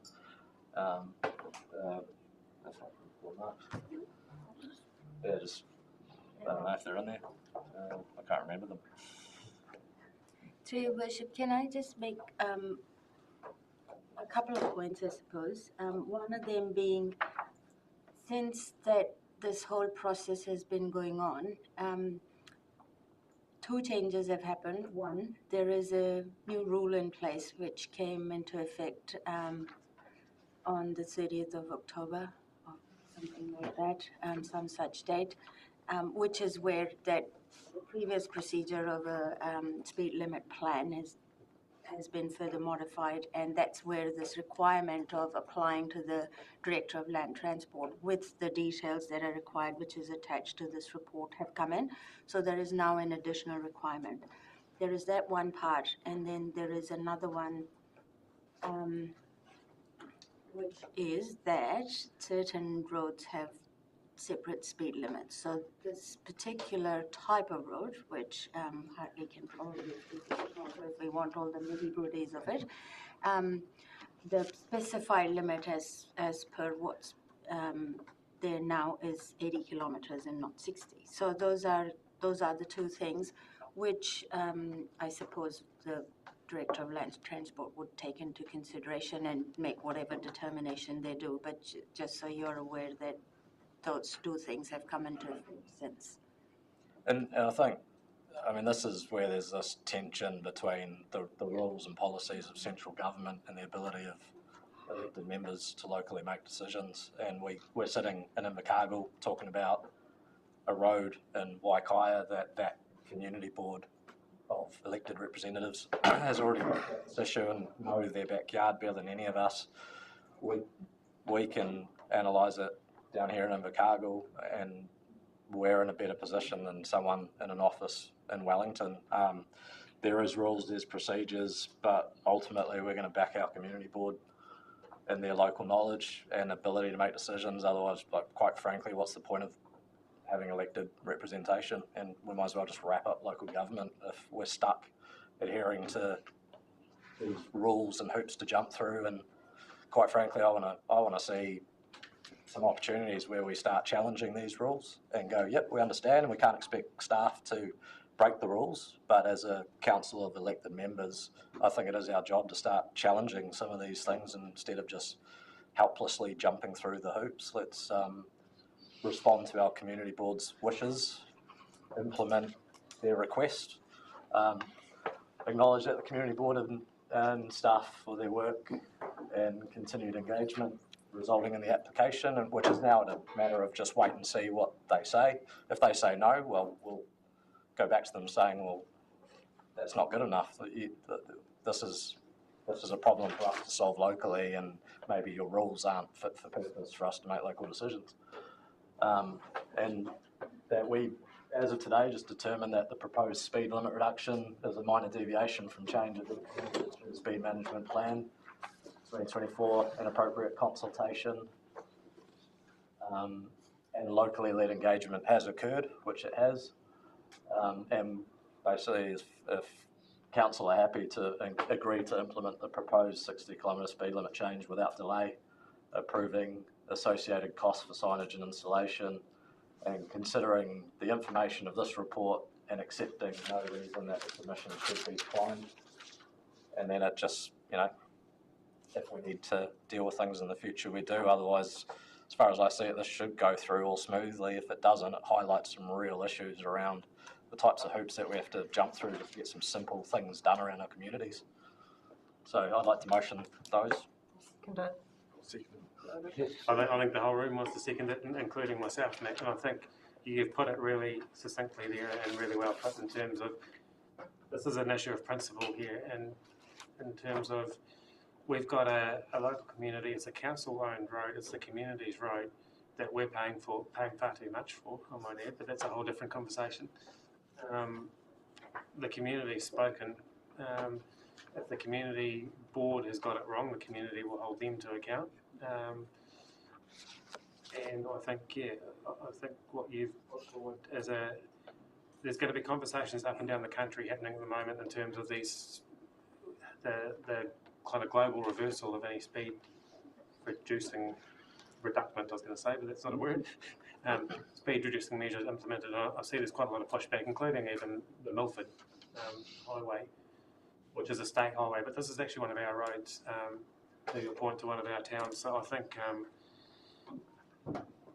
it would send a pretty clear message to the community board if we didn't support your recommendation there, and I think we need to back our community in terms of standing up to what they want. And I guess I'm saying I'm agreeing. I had so many hands going up for seconding, but I think Councillor Ruddencorn was first. So I'm just going to do this in order that it is. So we have. Do you want to? Well, I think we need to receive the report. There's all this positive stuff here. You've got positive comments, so yeah. It could be treated totally as an amendment, which means you get a mover and a seconder for what's in the report, and then get Councillor Wilson to introduce and stuff as an amendment with the seconder, or you've got your other option. I'm happy with it. Incorporate new. Yeah, I think we just incorporate the whole lot as one. It's. But I have one question on E: is where is the money going to come from? That was going to be my question. How much roughly, without putting you on the spot, Hartley, are we talking? 6,000 in the report. So we need to Yeah, the report covers off some of the cost ends. Yeah. But which account we're going to? It'll be there. What centre are we going to be taking it from? It'd be like the Stewart Island board. This is community board led, so. You wouldn't need to specify that of the cost centre. It's just saying that the cost to implement, this is 33, sorry, of your report. Sorry, Matt. Like it's going to be low, but if that was going to be the case, were the community board made aware that the costs could come out of community board fund? I don't know if that conversation's come up yet, and so stuck in the can we, can't we, how do we situation that as far as the cost. There was always an acceptance that any installation of signs would have a cost. I don't know if there was any discussion of where that cost would come from, whether it would just come from within roading or specific to the community board. Based on the vigorous sentiment coming from the community, you would hedge your bets on them accepting that if it was to come out of the community funds that they would. I'm not. I think willing to say. I think if we bring an unbudgeted expenditure, I think we'll need to bring an unbudgeted expenditure report, irrespective of what's in there, or can we actually pass that motion today to actually not have that extra step? Or we could add to E noting that an unbudgeted expenditure report. Put it through. Well, Yeah. But can we actually approve that piece today here to save another report coming for this, just to expedite it, or Approving associated costs for signage installation. Well, from. I think what you would, if you want to get clarity on the funding side of it, then you would have to do a subject to in that E. So you would say agrees to implement the proposed speed limit change without delay, subject to approval of costs for signage and the unbudgeted expenditure approval. Yeah, process. Something that says that you're agreeing to this, but it is subject to that particular process happening first, and then this is going to take place. councillor meetings?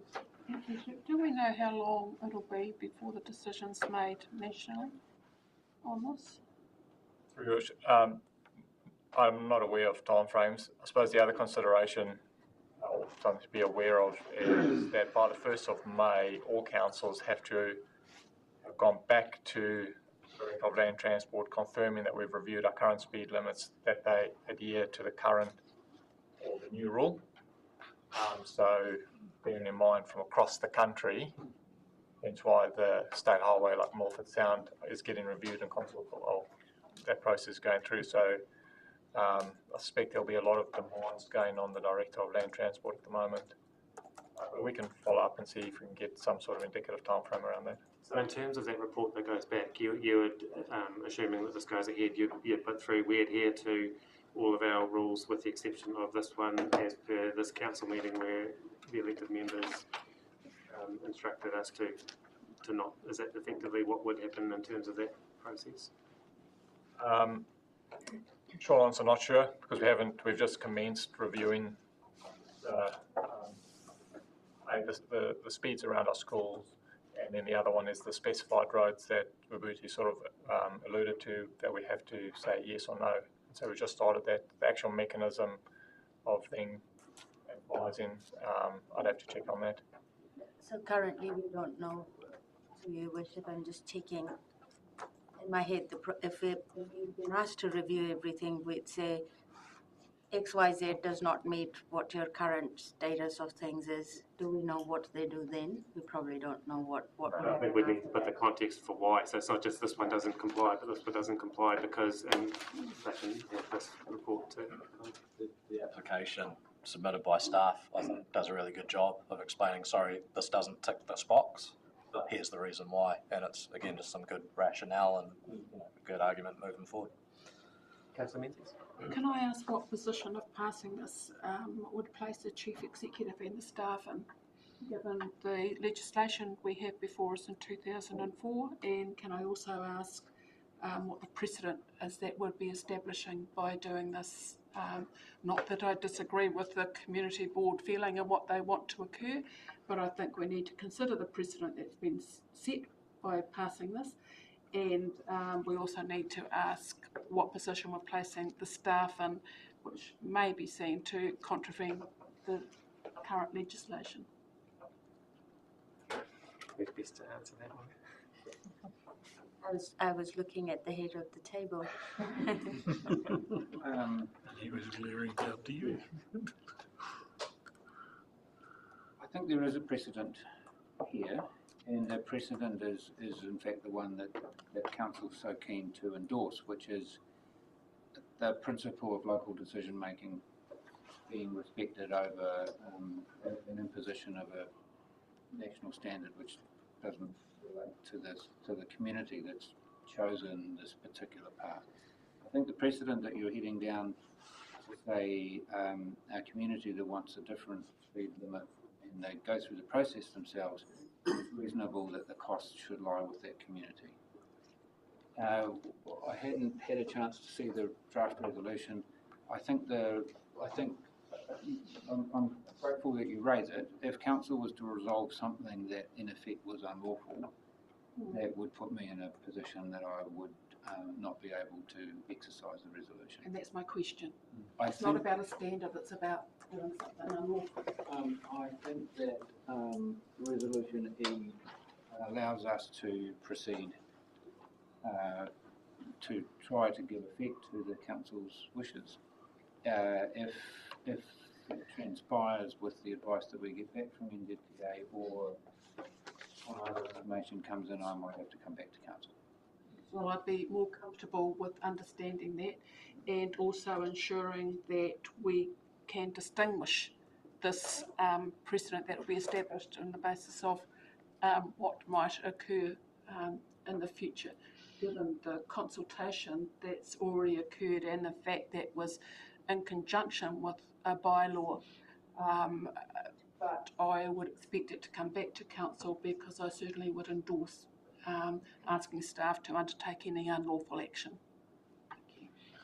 I think there's also probably a key element to just make you aware of, that in terms of the way the speed limits are set and legally recognised, historically that's been through a bylaw process that councils had more control over.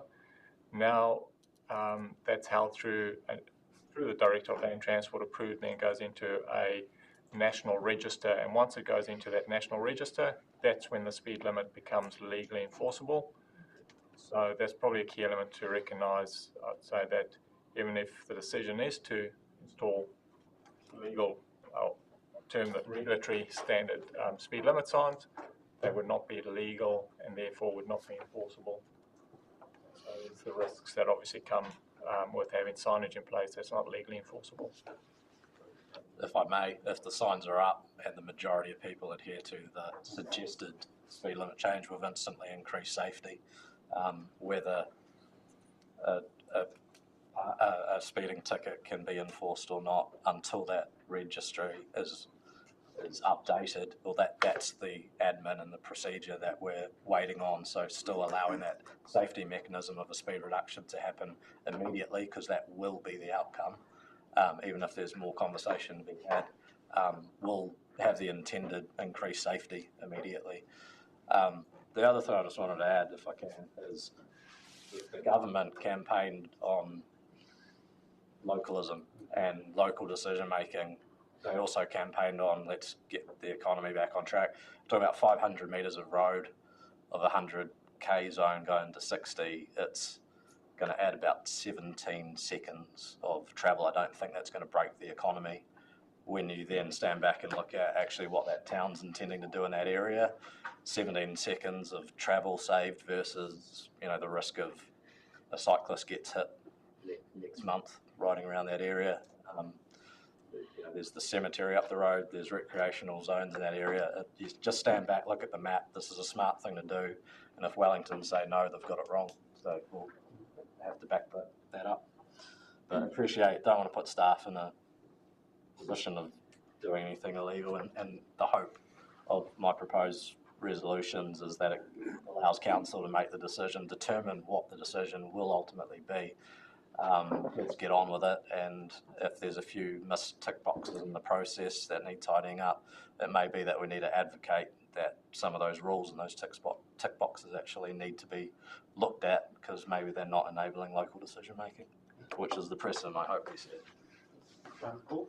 Yeah, I'm quite in favour of what's being proposed.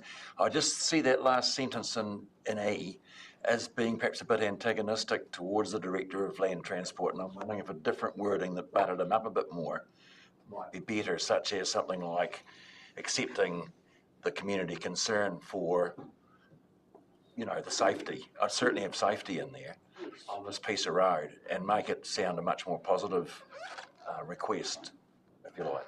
Because telling him that we won't accept any reason for him declining it, I know what my reaction would be. Are you comfortable with that, Matt? It was intentional. It might be intentional, but I don't think it's that wise. The accepting no reason that the submission could be declined is the intent that if it was declined, that our answer would not be back to the community board of sorry, the answer is no. The answer that the role of council in advocating would be, we think you've got this wrong, and because the report says that the opportunity, if the director declines the submission, SDC have the opportunity to respond. So the idea of this part of the new E was that in this decision today, we're determining too that if the answer is no, in our response back, it would be reiterating that we're not accepting that no. I think it's making no more likely. Councillor Menzies. I wasn't sure that the end of that sentence makes sense anyway. And perhaps in order to reflect what Councillor Wilson's talking about, there needs to be an if, new if. And that should the response from the Director of Land Transport be negative, then the council takes to advocate and support for this community to have the... I'd happily remove and accepting and change it to anticipating. If that's a little less antagonistic, it's not a strong suit. Because they haven't said no yet. Okay, so we've had a council working together as a team, eh? So anticipating no reason that the submission, so I've got it. So whilst Fiona's just tidying that up, and I'm very conscious of So time. we're doing a new if? We're doing a new if. The response from the... No, sorry, we just changed the word. From the E. Accepting no out. I want to poke the bear. You should do. Sorry, I'm just going to do the grammatical thing. And anticipate no reason that the submission should be declined, as opposed to anticipating. The unbudgeted expenditure process, noting the information of this report and anticipating. So that's been... That the submission will be accepted by the Director of Land Transport. Budgeted expenditure process, noting that... Noting the information in this report and anticipating that the submission will be accepted by the Director of Land Transport. It doesn't really reflect the council commitment to continue with.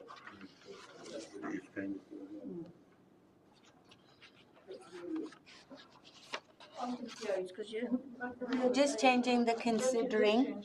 Hang on. Okay. Noting that the information of this report, the permission should be declined by the Director of Transport. No.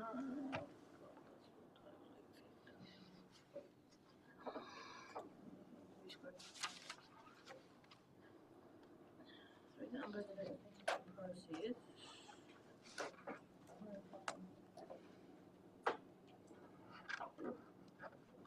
Information of this report.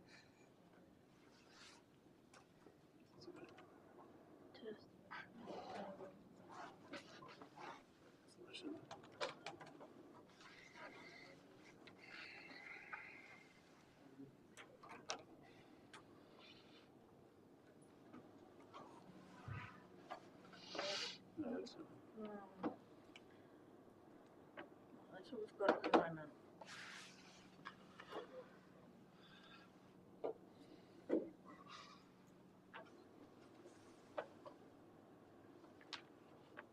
Still haven't got it. It needs to now be Have you not got should not be declined or should be approved. Yeah, maybe change declined to approved and then it's right. And anticipating the submission will be approved by the Director. Well, yeah, we'll be rather. Right, so we've got a mover, we've got a seconder. Fiona's just tidying up that bit of the semantics. Moved by Matt, seconded by Margie. I'll put the motion. All those in favour, please say aye. Aye. Anybody against? That is carried, and thank you again for the staff. I know it's been a testing time, but I think this is a good outcome, and the board will be very happy.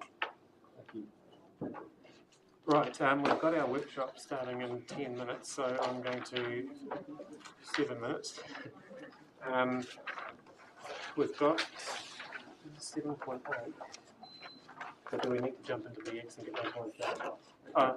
I'm going to suggest that we leave 7.8 on the table, and so we just not to do it. I'll leave that. Well, put it to a future meeting. Do I need to actually move to it? Do you want to do it after the workshop? We may not have to.